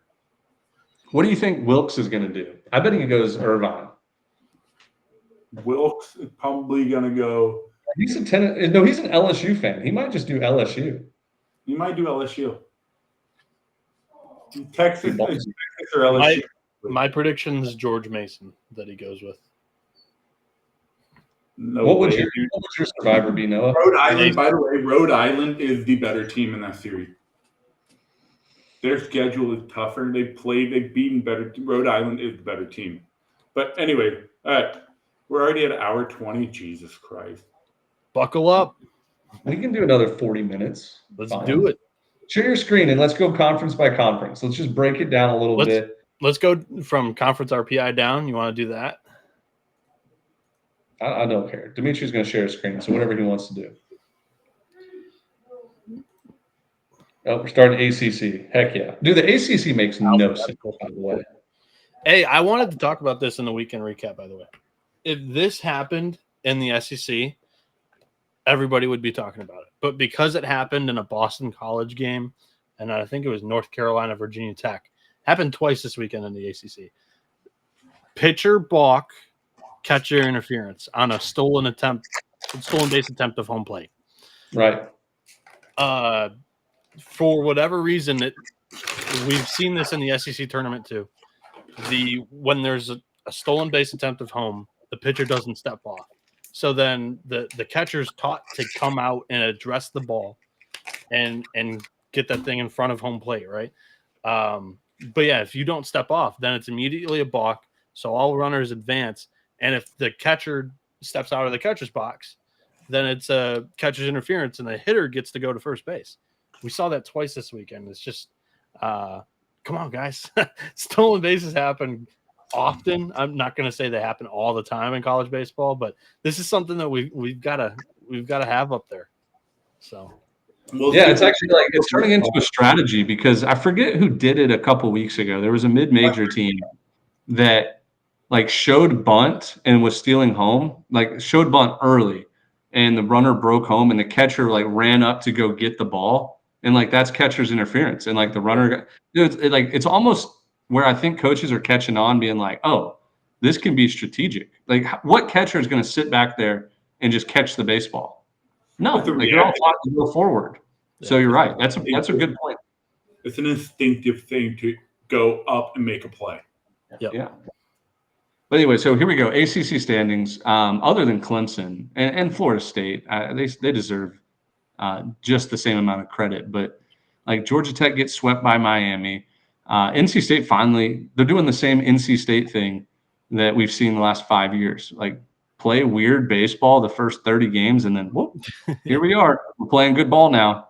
That's Elliott Avant baseball. But the biggest thing I want to talk about in the ACC right now, like, yes, you're going to have 3 hosts probably. You're going to have 7 or 8 teams. But the Virginia aspect of this is very interesting to me. They're 9-9 in ACC play, and unfortunately, they could not play a series last weekend at Florida State due to the tragedy that happened there on campus. But 9-9 in the ACC, you're at 500. Their RPI is 95 right now, and the 3 series they have left are not RPI boosting series. They have an off week for finals week, the first week of May. If you're Virginia, it doesn't matter if it's finals week or not. You have to go and play somebody. But I want to just throw it out there. It might be a admission, like it might be like a school thing where athletics cannot play during. I have no idea how that works, but I know if this was football, Noah, they'd be playing. Or if this was basketball to try to get in the basketball tournament, they would be playing. I actually thought it was kind of ironic. I respect the situation and the decision, but it happened in Virginia football too, where they canceled the rest of the season after a shooting too. So, oh, dude, I forgot about that. I completely forgot about that. Wow. What year was that? 2023? Can't remember off the top of my head. I'm pulling up Boyd's That World. was in the 2010. Are you talking about Blacksburg, Virginia? Or Virginia? No. University of Virginia, Charlottesville. Blacksburg, they had the shooting, I think, like 10 years ago. Yeah, no, but UVA was a football player, right? Yeah, they lost 2 football players, I believe. Yeah. That was, I think, a couple years ago. Anyways, my point is, so going back, we did some pre-show research. Virginia could call the phone, like pick up the phone and call North Carolina, who's also off that week. Very unlikely that they would schedule a series for that first week of May. But there were a couple interesting series, like non-conference series, that I think Virginia could sneak their way into. One of them was Western Carolina at Georgia Tech. Hey, we're just going to play a non-conference. I know Georgia Tech and Virginia are in the same conference, but just a round-robin weekend. We'll come to Atlanta. We'll play, a doubleheader on Saturday and one game Sunday, and like mix you into that schedule. Or they could also do Samford against somebody. Who was it that weekend? It was Samford and Miami, Ohio. Miami, Ohio. So Miami, Ohio, first place in the actually maybe second place in the MAC. Samford, second place in the SoCon. Both have respectable RPIs. Like if I'm Coach O'Connor and I see myself at 95 in the RPI, I'm calling Samford right now and saying, hey, can we join this weekend? Can we come to your place this weekend and play a round robin with you and Miami, Ohio? Those would all be quad 2 wins for everybody. It would be quad 2 wins for Samford. It'd be a quad 2 win for Miami, Ohio. It'd be quad 2 win for Virginia. So it's going to help all 3 of their RPIs. And it's more games on the record. So if Virginia goes 3-0 that weekend, really boosts them up. That's kind of my thought process here. Yeah. I mean, if you can logistically pull that off, I think you would be crazy to not try to do it. Yeah. Yeah. And to the point of this conversation, I just checked Boyd's World, the RPI needs report. They've stripped Virginia from it. They have no shot with their remaining schedule of becoming a top 45 RPI team. Yeah, that's why if you're Virginia, you have to do whatever it takes. Like, this is the unanimous number 2 team in the country preseason. Yeah. And right now, you have a 0% shot of making the postseason based off of your regular season. Now, sure, they can go in the ACC tournament and win 3 or 4 games and put themselves in a much higher RPI. But do you want to rely on that? I don't. If I'm Coach O'Connor, like, no, I want to do whatever I can to make sure that my guys feel comfortable in the postseason. Yeah. So top 4 seed double bye. The whole tournament is nation. All 16 teams make it. 4 double bye quarterfinals. 5 through 8 aren't going to bye into second round. All right. So Virginia currently is in a tie for 8th. So they would be in 9th. So they would not get that bye. But they're right there. They're still in range to get in like the top to get a first round bye. So Virginia needs to make an ACC tournament run as well. They have the schedule to, go on a little bit of a run. It just doesn't help your postseason resume. Correct. But they could finish hot here in the ACC. Durham can be a very important for the Cavaliers. But, 1, 2, 3, 4, 5, 6, 7, 8, 9, 10 ACC teams are currently penciled in right now in the field of 64. You've got I think they're going to end up getting. I think they're going to end up getting 3 hosts, which will probably be Clemson, Florida State, North Carolina, and then they'll get another 4 teams in, guaranteed, maybe a 5th. So 7 or 8. No. They're getting 10, dude. Clemson, Georgia Tech, Florida State, and State, North Carolina, Duke, Louisville, Miami, and then you've got Wake and Virginia Tech. I think are getting in too. I agree. So you're going to count Miami already? I mean, they're 99 in the AC, RPI 37.5, quad 1 win. We're counting 8 and 10 Texas A&M. I think ACC right now is 10 teams in. Yeah. Right now, Virginia's path in the ACC tournament, if they're the 9 seed, they would play the 16 seed Pitt. Then they would go, and I think that's the 8 seed Miami right there. And then that's a 60 RPI. That's a 37 RPI. And then it would be Florida State, who's Actually, no, it would be Clemson, who's currently the 1 seed in the ACC. Virginia should be panicking, but they're not 100% dead yet. Yeah. All right, America East. I always say American East. It's America East. Yep. Maine's in first place, 10-5. You got Bryant and NJIT both there at 7-5. So Maine's played an extra series right now. Yeah. It's a 1 bid league guaranteed. Everybody's in like the 200 RPI. Really, Maine. it's the winner of this conference will be either at the number 1 overall seed, the number 2 overall seed, or number 3 overall seed. Like this is going to be a bottom 3 conference winner. Yeah. Any thoughts on the America East before we move on? No, I'm not spending more than 30 seconds on that conference. There's a big weekend series between NJIT and somebody else in that conference this weekend. But yeah. All right. The American Athletic Conference. Probably one of my favorite to keep up with this year with those top 5 teams. UTSA, South Florida, FAU, East Carolina, and Charlotte. Even Tulane to like a certain extent. Like Rice. All 5 of those Rice teams. Has been a really interesting story too. Yeah, Rice has had a huge turnaround since David Pierce came in there. But we won't talk about Memphis and Wichita. Do you remember what day Pierce was hired? Was it before it was before the FAU game? Before FAU. Yeah. FAU, that's it. It hasn't been incredible. I'm just saying the story has been pretty, interesting. It hasn't been great. No, they lost a bunch. But do you expect it to be great? No. Wait, did they win? Did Rice win 2 out of 3 at USF? They took the USF series. Yeah. Yeah. But anyways, my point is like this will probably be a 2-bid league. Like assuming UTSA doesn't fall off and then one of those other teams wins the tournament. But yeah, like right now the at-large chances are not great in this conference, even though there's some fun teams. So East Carolina, like their reign is coming to an end as of right now. Like they have to win the conference tournament. Yep. I don't think there's any way that they can find their way into an at-large position. Tulane East Carolina had Tulane, Wichita State, UTSA, South Florida. So everything is still in front of them. I'm pulling up Boyd's World too, so we'll see what they. Yeah, see what kind of path they have. I mean, I guess if they win those last 4 series in like a couple midweeks, shoot, maybe they can get the guy down to 35. At large is pretty nearly toast. Yeah, they would have to go 15-0 to get top 4. So they're done. Yep. All right, ASUN. I mean, 3 teams here I think are good. The rest not so good.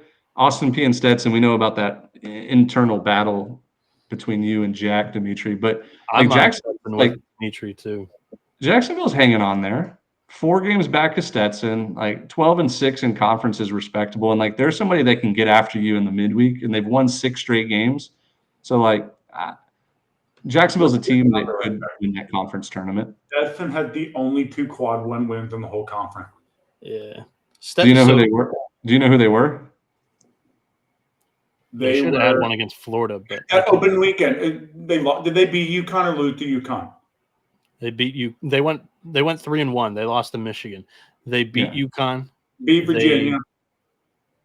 No, they didn't play Virginia. They were on the opposite side of the. They beat like Villanova, UConn, and whoever else was it. Penn State. UConn is the quad 1 win. It's the first 2 games of the year.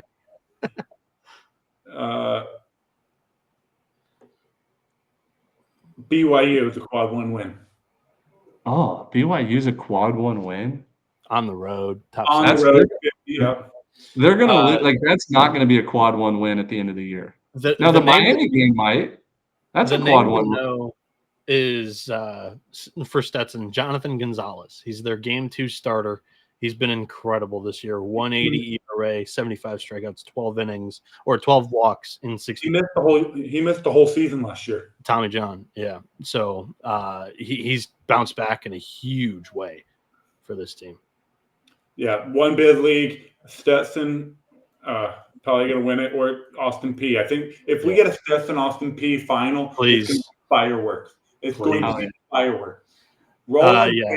hates that team with a passion. For anybody that doesn't know, And Trimper hates P too. Trimper hates Roland Fanning because Trimper is old school. Fanning is new school. Energy, show, emotion. Yeah. Trimper is old school. Whatever. Head down, act like you've been there. Mindset. So, remember they almost got in a fight last year in the conference championship. That's what I was about to say. They hate each other last year. Roland Fanning lost his mind. I think he got tossed in the tournaments or in the regular season because they were like something about Austin P co-champions or champions of the ASUN. And Stetson was like, "Are you sure about that?" Yeah. It started on social media. Yeah, Austin P. I think they have more star power on their roster, and Stetson has been, just kind of, steady the entire year. Stetson had like 14 or 15 guys in the Cape last year. I know, but just talking like this year, P's got 2 guys in the rotation, sub-4 ERA, and then John Bay, who I have in fantasy, and then Cameron Nickens. So those 2 have been great. Did you guys know that the ASUN was the gold and the graphite regions? Yep. We figured that out last week, right? Dude, that's so weird. Who the hell decided graphite? Oh, it's sick. You know what's funny? You know what's really funny about that and ironic is Jack is a huge pencil talk guy. And isn't it graphite inside of a pencil, not lead? Like inside of a pencil, everybody says lead, right? Like pencil lead. Yeah. But it's not actual lead. Lead's poisonous. So they have graphite inside of a pencil. Because it used to be lead before they realized it was bad for you. Yeah, and Stetson is in the graphite division, which is against Jack's pencil talk, Austin P stuff. Hey, he can be against that division all he wants. That division's loaded compared to the gold division. Oh, dude, it's not even close. But anyways, all right. All right, the A10. We already kind of previewed the A10. This weekend is going to say a lot about the regular season champion. Now, it's a one-bid league. Like, nobody's even in position or close to an at-large position. But Rhode Island does have 2 quad 1 wins. One was at Oregon and one was at I remember keeping up with it. And you know what? They could have had another one in Oregon. They had a starter go 10 innings, lost 1-0. I remember. Yep. Levesque or something like that. Tristan Levesque. Where's their other quad 1 win? It is Boston College. Yep, at Boston College. At BC. Wow. Shout out for me, at least. Richmond came in with a lot of expectation this year. They lost in that A10 final in the conference tournament last year. Ryan Bilka has been outstanding for them on out of the pen with a 1.84 ERA. And Dayton's offense has surprised me. They've been a little live in some midweeks, but around 500, both of those teams in the A10. So, hey, by the way, a question for you. 2 of these teams have made a super regional. Can you name them? VCU? Yeah, VCU. I said Noah. I wanted to test the young man's baseball knowledge. My first answer is going to be VCU because wasn't it like North Carolina 3 years ago? That was more than that, wasn't it? It was probably 2018. It was Locklear era. I think it might have been like 2018. But who's the other one? VCU, and my guess would be Fordham. Nope. Incorrect. Fordham's got the most wins in college baseball history. That's why I guessed it. But. Well, that was all pre-super regional era. Their first game was the day after the Civil War. So VCU. And can I say it, or did I already? VCU won the Dallas Baptist Regional in 2015. 2015. Wow. No, they went to another super regional recently. Nope. That was it? Yeah, okay. That was it. So the other one, Noah, let me teach you about the Davidson Wildcats. They won the North Carolina Regional in 2016, I believe it was. And they had a starter throw like 8 innings Friday, came back and threw like 4 innings of relief on Sunday or Monday to beat North Carolina and go to the regional. It was electric. It was so electric. But yeah, that's Good stuff. Good stuff. Good. They stuff. played against Texas A&M in a super regional. I remember that now. Oh, yeah. Game 1 of that super regional was the longest super regional game in history, 15 innings. Yep. Wow. And that guy for Davidson, that pitcher, literally in the post game, like, dude, I'll throw every inning of every game. I'm not playing professional baseball. Yeah. I love that. All right, Big 12, here we go. Probably the biggest storyline that nobody's talking about is West Virginia is 34-4 this year. Their schedule is not great, but still, to win 34 of your first 38 games at a Power 4 school is incredible. Let's see it. 3 against Jacksonville, sweep against Lipscomb, all on the road. By the way, this is not easy. I don't care who these teams are. Yeah. Okay? This is bad, but whatever. We'll ignore that. Road series win at Kennesaw State. Oh, was that No, home? that was home. That was a rough weekend. Yeah, that's whatever. James Madison lost the series at home against Arizona, but other than that, they've been pretty perfect. After Arizona, they've been rolling. Yep. It's like something like 17 games in a row they've won. Yeah, this is a pretty weak schedule. Every time I look at it, it gets weaker and weaker. But anyway. But Kansas, they're in prime position. Arizona's in prime position. It's really going to come down to like how many hosts is the Big 12 going to get? Personally, I like TCU, but like they keep shooting themselves in the foot. Did they get swept last weekend against UCF? No, they won the first game, which was ironically the game that Fanta took them to lose, and then UCF won the series after that.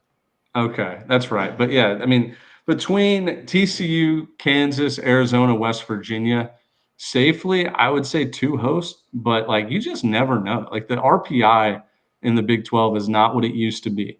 I mean, shoot, at what point in the year did we see 2 Big 12 teams with triple-digit RPIs going into the last week of April? It never happens. So Jackson Hoagie and Brady Bollinger for Kansas have been unreal this year. 17 and 15 home runs respectively, like 2 of the top 3 in OPS out of the Big 12. The other one in there is Carrington Cross, my guy at Cincy. And honestly, Nathan Taylor's a top 3 ERA guy. I'm still hoping that Cincinnati gets into the NCAA tournament. The team that I want to mention just as a storyline here to watch is, the same storyline as Virginia is Oklahoma State. They do not have many chances left. So, well, they're below 500. So like at large is in danger. You got to be at least above 500 to be considered for an at large. They still have. That's TCU. That's not 100% true. No, in their 14 games left, they got to be pretty near perfect to get into the top 45. Wait, what do you mean ask TCU? You remember that year TCU got in because of their past success in the postseason? They were above 500 though. No, I think they were 1 game under 500 that year. No, I don't think anybody's gotten. I thought you had to, like in the rules, you had to be 500 or better. No, I think you have to be better than 500. Conference record. Oh, no, I'm talking overall record. Like that was the big thing with Florida last year was like Florida had to get above 500 just to be eligible. Yeah, they had to schedule a midweek game. Yeah, you have to be above 500 to be an at-large team, correct. But conference-wise, TCU, I think, was 1 or 2 games under in Big 12. And Oklahoma State's magic number on Boyd's World is 11. They need to go 11-3 to crack the top 45 and be an at-large, which would fix the overall record as well. Right. Here are 2 interesting teams right here in the Big 12. Arizona State. So we've got 4 locks to make the tournament. Arizona State and Kansas State are interesting. Their seasons are on a 50-50 balance, whatever you call it. It can either flip and they're going to miss, or it's going to flip and they're going to make it in the next 3 weeks. I think Arizona State is a very talented team, and I think they should deserve a spot in the postseason. I think they're good enough to win a regional. I have a lot more faith in Kansas State and PDU's getting it done, though, than I do in Arizona State. I don't know, man. I think I like Arizona State's talent. They have more star power, more talent. I'm not a Willie guy though. Like the same song and dance with them every year. They have plenty of talent every year. Well, we'll see. Hey, Dimitri, click on UCF schedule because I was looking at it and I was like, they're not too far out from a potential at-large bid. So, like, go down to like what they have left. They're sitting in the 50s for RPI, Look at how and bad this is. they're 6-12. I know. Listen, they're 6-12 in Big 12 play, but coming off the series against TCU where they win 2 out of 3, they get West Virginia, Oklahoma State, Texas Tech, and Baylor. Dude, UCF's not bad yet. On Boys World, they go 12-4. They're a tournament team. They're top 45. They get West Virginia at home, and UCF plays so well at home. They get UCF at home, Oklahoma State on the road, winnable series, Texas Tech on the road, and then Baylor at home. You could be seeing TCU coming into the UCF. Sorry. Yeah. You could see UCF coming into the Baylor series with needing a sweep and then might be in a good spot. And that's a team that I like that have played under their potential all year. Yeah, no doubt. All right, Big East. Like, how are we going to sort out the Big East? Because it's almost like the Didn't ACC. St. John's get swept last weekend against Creighton? Yeah, dude, this conference, they're getting beat. Like, they're beating each other up. Xavier and UConn, both 8-4. Creighton and St. John's, both 6-3. But it's like the ugliest 6-3 I've ever seen out of both of those teams. Yep. So, look, I still think UConn runs that conference, and like I would feel the most confident with them. They do have a 46 RPI, so like potentially they finish strong, could be an at-large candidate. But what's cool is like the conference tournament for the Big East is amazing. John Fanta talked about it on Club Bromaha on Friday. 4 teams make it, so it's looking like it's going to be Xavier, UConn, Creighton, and St. John's. And if 2 of them have a good weekend, like they can both punch their tickets. I think UConn and Xavier are the only chance that the Big East gets 2 bids. Yeah. I wouldn't throw up Creighton just yet. No, they're done. They're out. No, but Creighton's series were not like you have improvement. Like they haven't played a quad 1 game yet on this, but I think some of them could turn into quad 1s. Yeah, Creighton wouldn't be 0-0-0-0-0. Like Kansas State could turn into a quad 1 at home. That means they need to move up 18 spots. Oh shoot, you're right. Get it at home. Creighton's in a rough spot. Samford could become a quad 1 on the road. Yeah. Nebraska could be a quad 1. I guess I forget the quad 1 is 1-25 at home now. Isn't it? Or 1-40. Is it not 1-40? It's 1-25 at home, I believe. 1-25 at home. That's so dumb, dude. 1-50 neutral, 1-75 on the road. Yep. The team that I have my eye on in the Big East that if they get into the top 4, they can do some damage because their lineup's loaded is Butler. Jack Maroknik hitting 406 with a 1263 OPS. Jack Bello and Tommy Townsend also OPS over 1,000. Like, just put them in a tournament scenario in that pool play, and if pitching gets thin, that's an offense that could take over. So, Butler, the problem is they're 3 games back of the tournament. Yeah, they are. Well, no, they're just 3 games. Yeah. Anyways, Big South. High Point 11-4, Upstate 8-4. Now Upstate does have the series win against High Point, so just because High Point's played 3 more games doesn't mean Upstate can go to Longwood this week and sweep and be tied and hold the tiebreaker. This is insane. They got swept by Radford at home. Yeah, dude, it doesn't make any sense. They won 2 out of 3 against UNCG though, which is a really good win. That High Point offense, too, is insane. They've got 6 of the top 8 guys in OPS in the Big South. Yeah, the Big South's just not what it used to be. Upstate got Gardner Webb, who's not good. Got Longwood, who's not good. Presbyterian, who's not good. And Asheville, who's not good. To your point, Ben, this conference used to have teeth. Oh, dude, they have a national championship in the last 10 years. Oh. Coastal Carolina won a national championship out of the Big South. Liberty used to be in it. It was Liberty, Coastal, every Big South championship. Campbell. You might watch them every time. Campbell was in it. Then Campbell came in after Coastal left. I mean, this conference has been a star power conference on the top upper tier. It was always a great mid-major conference. Anyways, but that's a one bid league. Whoever wins that conference tournament will. Oh, here we go. What a shit show. The Big Ten. Is it bad that I like the bottom half of the Big Ten a lot?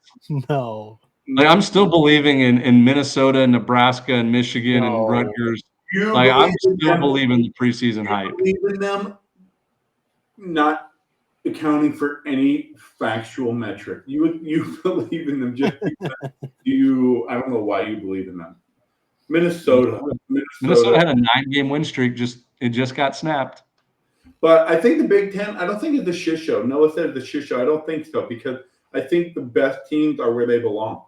Iowa's having an unbelievable year. This is the Iowa that should have happened a year ago with Brody Bragg, Cade Overmueller, and Marcus Morgan. They had the best pitching staff in the country last year. My comment about a shit show, though, is the RPI. Yeah. I mean, I think Oregon, USC, and Iowa's RPI will fall into place a little bit higher as we get into the end, but that's the hope. 17-4 in the Big Ten for Iowa is unbelievable. Yeah, and the final series of the year is Iowa, Oregon. So Indiana at Washington, Oregon State non-conference, then Oregon. Yeah, Iowa's RPI is going to skyrocket. Hey, have you guys noticed? Scroll up just a little bit to the top of that Washington series. All right. So scroll back down. Washington.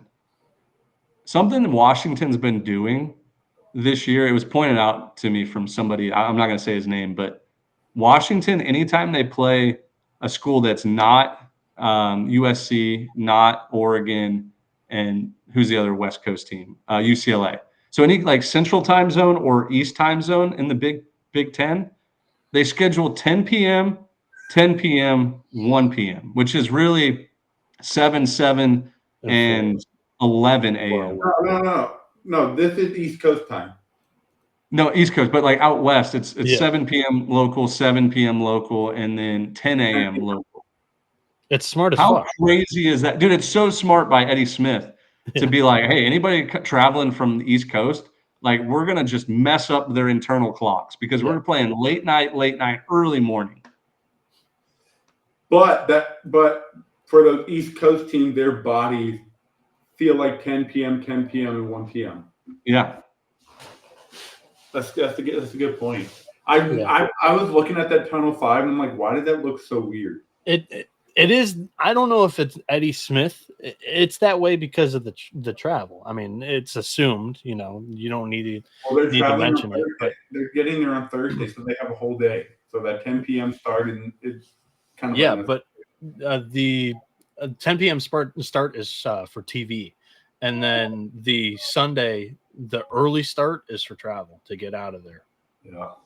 By the way, I think this is a 4-bid league. I think Iowa's RPI is going to skyrocket. They've got Oregon State and Oregon. The final 2 weekends, their RPI will go up. I'm really impressed by Washington this year. I just wanted to finish with that. They lost their whole roster, I think. They lost everything. It's a really good coaching job from Eddie Smith. Because what's his name went to Texas A&M to take the pitching coach Jason job. Kelly. Yep. So, 4-bid league. I think the Big Ten tournament is going to be super exciting, though. Yeah. Max Banks has been really good for them on Fridays, 298 ERA. All right, let's go to the Big West. 2-bid league? Is it pretty safe to say 2 bids? I want 3. Irvine and Poly. Maybe Santa Barbara / Hawaii, maybe. No, Hawaii's dead. 56 RPI, though, is not bad. No. What their remaining schedule is, though, it's all behind them. So they've got 270. Oh my God, I forgot they still have that Oregon State series at home. Yeah. They have to go 11-2 to finish in the top 45.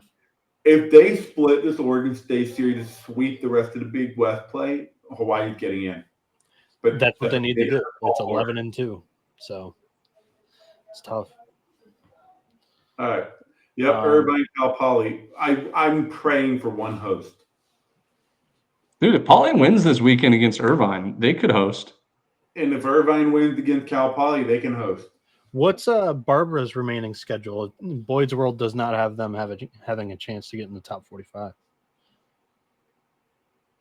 At UC San Diego, at Fullerton, at Loyola Marymount, but some pretty good non-conference games, midweek games sprinkled in, USC and San Diego. Yeah, but San Diego's 154 RPI. That's not good. Yeah, it's not good. Yeah, Santa Barbara done. They need to win the Big West tournament. Yeah. All right, here we go. CAA one bid league. It's a shame that the CAA, everything's in like the 200s or the late 100s. Really down. Teams like Charleston, Campbell, UNC Wilmington just all let us down this year. Fun conference tournament though. It's always highly competitive. Yeah, and this is one of the few years where the Coastal is just like a slam dunk. Only one good team. Northeastern, if they don't win, is there a chance for 2 bids? We saw it last year. I don't think so. I think so. I mean, Northeastern. Because, I mean, Northeastern's been unreal this year. Their rotation is incredible. Avon Cabral, Will Jones, Jordan Gottsman, all top 10 in the conference in ERA this season. And then you got Cam Maldonado and Harrison Feinberg, who have been hitting the cover off the ball. Both 10-plus home runs, speedy, plenty of runs scored. So they've lost one series all year, and it was at Hawaii. Yeah, last year was a good example from the NCAA committee saying, like, Charleston, you won the regular season and didn't win the tournament. Like, we're not going to reward you. I hope they get in. I think Northeastern can be really dangerous with that rotation you just talked about. But right now, I'm not high on it. This is an intriguing conference right here, fella. Conference USA. Yeah. Western Kentucky has the tiebreaker lead over Dallas Baptist. Dallas Baptist not out of regional hosting contention. They've won 9 straight, sitting at 25 in the RPI. And then Louisiana Tech 10-4. Kennesaw State 10-5. But Louisiana Tech has everything in front of them. They've got DBU this weekend. Coming off a series winning Liberty, to get DBU this weekend and then at Western Kentucky next weekend. So everything's still in front of them. is this another Horn brother that Middle Tennessee has, by the way? Is he related at all? I have no idea. Horns? I have no idea. Because Drew Horn's been great this year, but yeah. I mean, it's DBU and WKU. And then this is all Wright State. Oh, wait, scroll back up real fast. I want to say one more thing about the Conference USA. So the CUSA tournament this year is at Liberty, and I think it's the top 8 teams that get in. How about facing, if you're the 1 seed Western Kentucky or Dallas Baptist, and you face the host team, Liberty, who has not only beaten ACC, they've beaten 5 ACC teams this year, maybe a 6th after today. Maybe. They play against Wake Forest today, I believe. Wake. Yeah, how about just getting Liberty as your 8 seed first round matchup at Liberty's field? So like that conference tournament could get crazy. Yeah. Bubble team better pray for a Western Kentucky Dallas Baptist win. All right, so Horizon League, one rule, it's Wright State every year except for last year. Shout out Northern Kentucky. They win the conference tournament. But I had a great look at the Raiders this past weekend. It's not your typical Wright State team. Like up and down, there are a lot of smaller guys, not a ton of power in that lineup from at least my look. They kind of had their hands full with Oakland's starter, and Oakland's not great this year.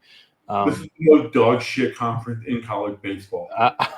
I'm not sold on Wright State this year. I think Alex Sogard's doing a hell of a coaching job. I think this is the most impressed I've been with him as a coach because the conference doesn't provide many challenges. They lost, I think it was 6 of their starting 9 in the rotation or in the lineup. They lost their entire weekend rotation. And this will show you exactly everything you need to know. Wright State knows their conference does them no favors, so they went and scheduled a bunch of good teams. They're 1-10 in quad 1. So they did their job of scheduling tough. They're just not very good this year. Look at that schedule though. They played NC State tough. Auburn. Yeah, Auburn beat them up pretty good, but Ole Miss and NC State they played tough. No. So, I mean, they did what they needed to do. And maybe the committee, I mean, they're 1-2, so they're not even outliers. They got to win the tournament. You know why I just said that. Yeah. Ivy League.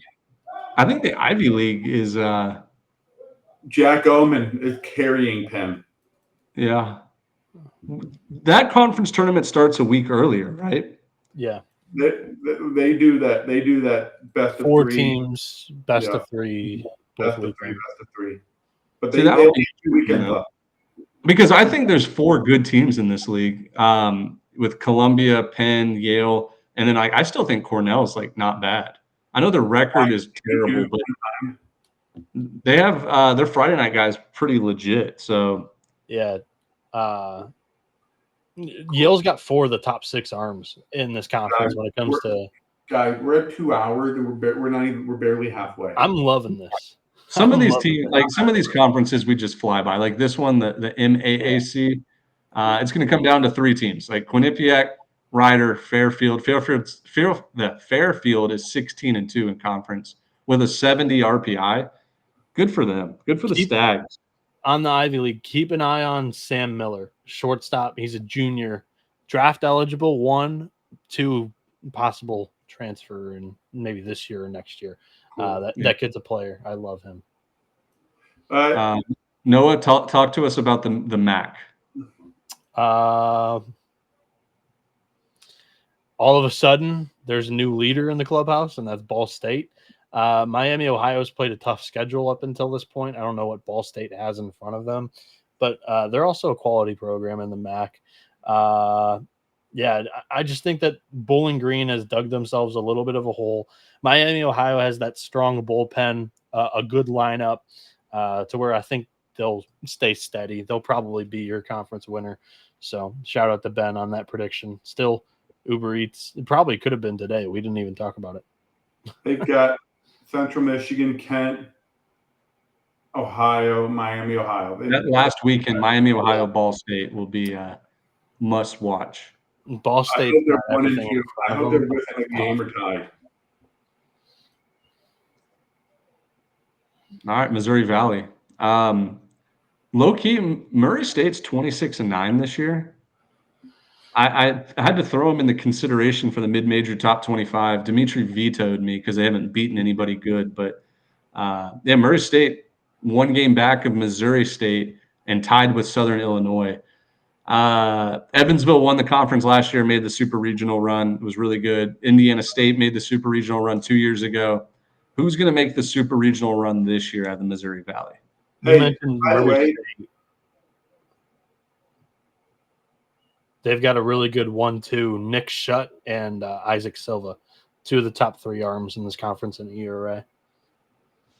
I think this will be a fun conference tournament. I always like watching the Missouri Valley Conference tournament in the semis and championship. It's a fun one. When did that conference get so bad though? When Dallas Baptist left, when somebody else left. Well, I mean, Wichita left, but then also Mitch Hanna's left Indiana State. Yeah. Like that's what's so impressive about Indiana State's runs. Their RPI was always in the teens. Yep. It didn't matter. Like they've cracked the code. Well, look at South Florida right now. They're sitting there in the 40s, and Dimitri and I were talking pre-show. Are like, I still don't know how good South Florida is. Yeah. All right, Mountain West. This is like honestly the most competitive from top to bottom conference out there. Fresno State's in first, 2-game lead over Nevada and New Mexico, but like only 6 games back is last place, UNLV, who has like shown signs of playing good baseball this year. I actually like UNLV. How crazy is that? A former Pac-12 team is under 500 in this conference. Yeah. They lost their coach, though, this past season. Right? Yeah, I mean, yeah. But, all right. Central Connecticut, nobody else. Wagner could be. No, Wagner and Long Island, competitive teams. In fact, I think, doesn't Central Connecticut play Wagner or Long Island this weekend? I'll tell you right now. I think they do because I almost considered putting it on No, the Central Connecticut series. plays 1-15 or something. Norfolk State. 1-29. Maybe in conference, I was looking at 1-15, but yeah, Wagner. Yeah. 1-29 Norfolk State.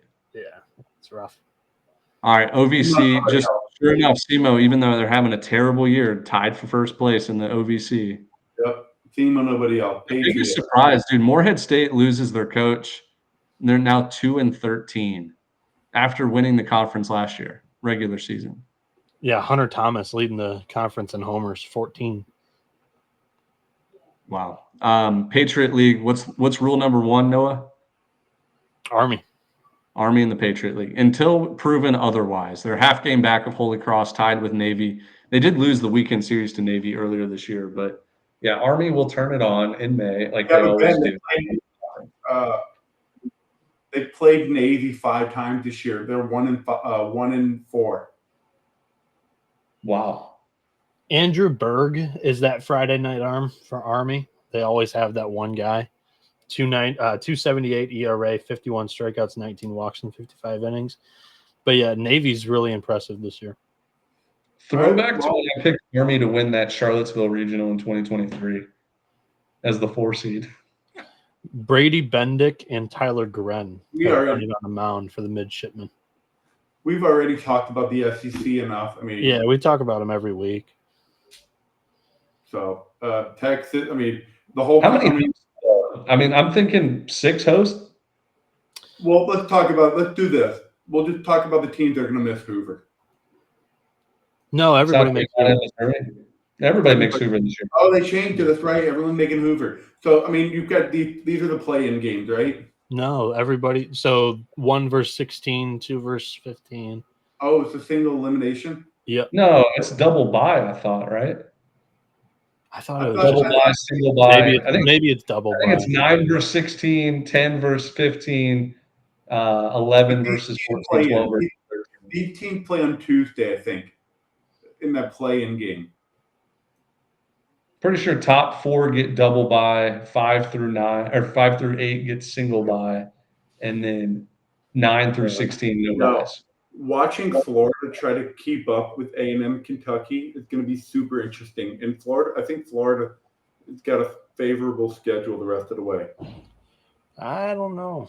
You just don't know anymore about favorable schedules in the No, SEC. not favorable. Sorry. Arkansas, South Carolina, Texas, Alabama. That's nothing favorable. How many hosts does the SEC get, though? 1, 2, 3, 4, 5, 6. So yeah, it is a double bye bracket. Shout out to Micah. Yeah, Micah made this. 1, 2, 3, 4, 5, 6. And then I think Alabama and Auburn 7, 8. I think the SEC gets 8. I think it's 7. I'm thinking 7's the magic number. I have a tough time getting to 8. Oh my god. They're getting 8, dude. They're getting 8, Ben. No, there's got to be a team that falls off. Yeah, that's what I'm saying. 4 more weeks. All right. SoCon, I mean, whatever. We don't really care about this conference at all. What? Well, it's one bid league, right?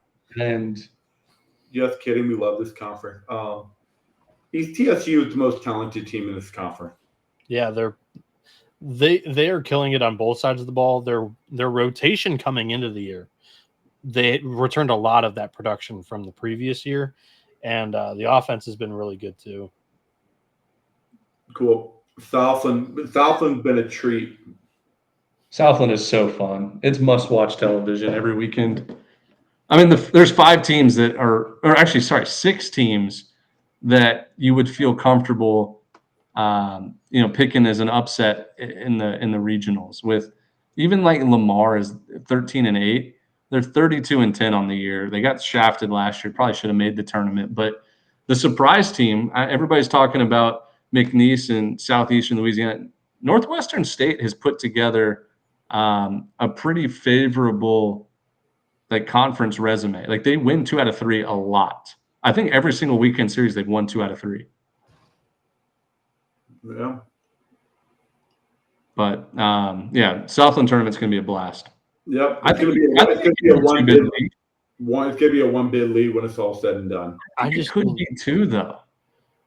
I just can't believe Stephen F. Austin is at the bottom again. Just first year in the Southland. Welcome back. Yeah. All right, Sun Belt.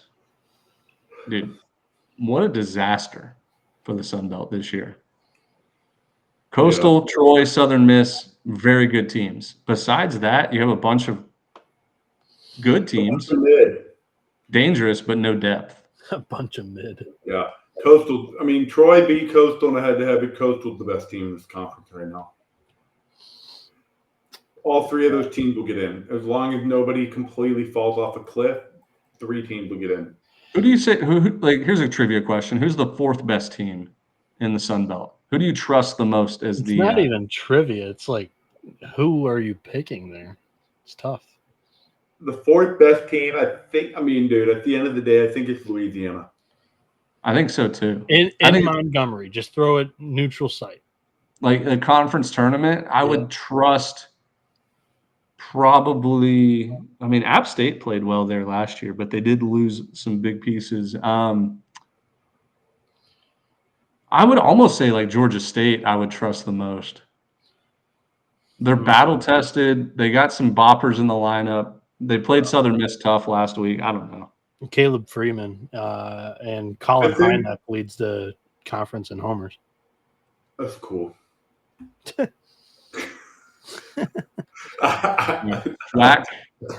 Swag. Everybody else. Bethune is dangerous. St. Thomas ineligible. Oral Roberts will win. That's the other rule. Oral Roberts wins the Summit. Yeah. Until next year. Yep. West Coast Conference, we'll find out this week. Is it going to be Gonzaga or San Diego? Probably. And then the WAC. 3-way tie for first place. Grand Canyon, Sac State, and Utah Valley. I think Abilene Christian's very dangerous.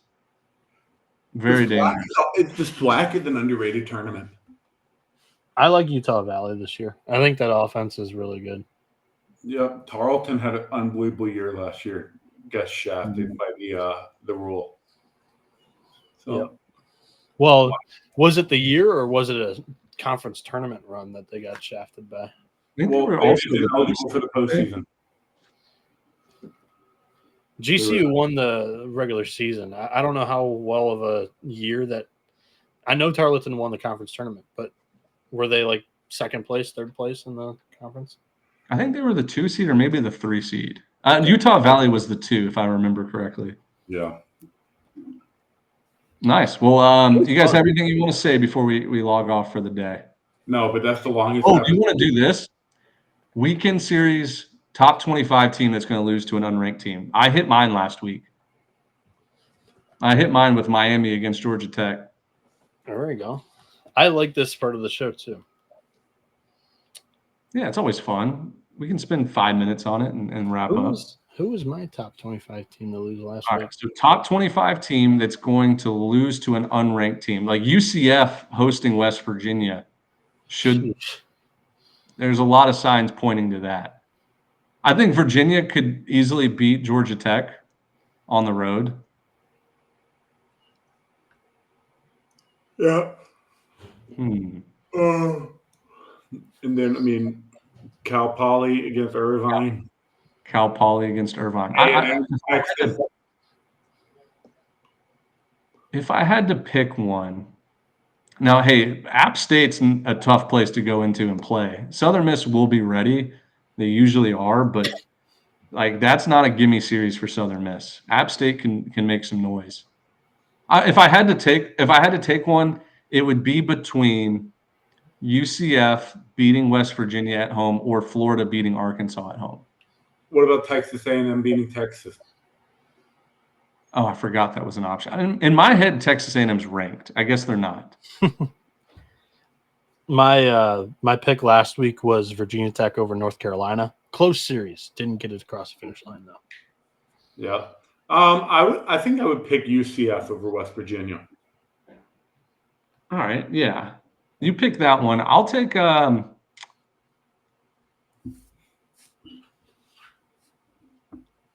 I will take – I'm going to go real spicy. I'm going to take App State over Southern Miss. Ooh, that's cool. That's a spicy one.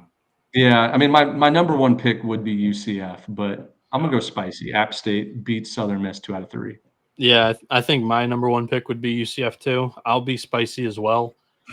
The Hogs lose their second straight SEC series. Give me Florida over Arkansas. Nice. All right, boys. Cool. All right, well, that wraps up the show. We appreciate everybody listening. We'll be back Sunday night. Hopefully you guys enjoyed a 2-hour episode, 2 hour and 15-minute episode. But back to normal schedule starting next week. So appreciate everybody listening, and enjoy some midweek baseball. This should come out before midweek start, and then enjoy the weekend. Rock on. See you later.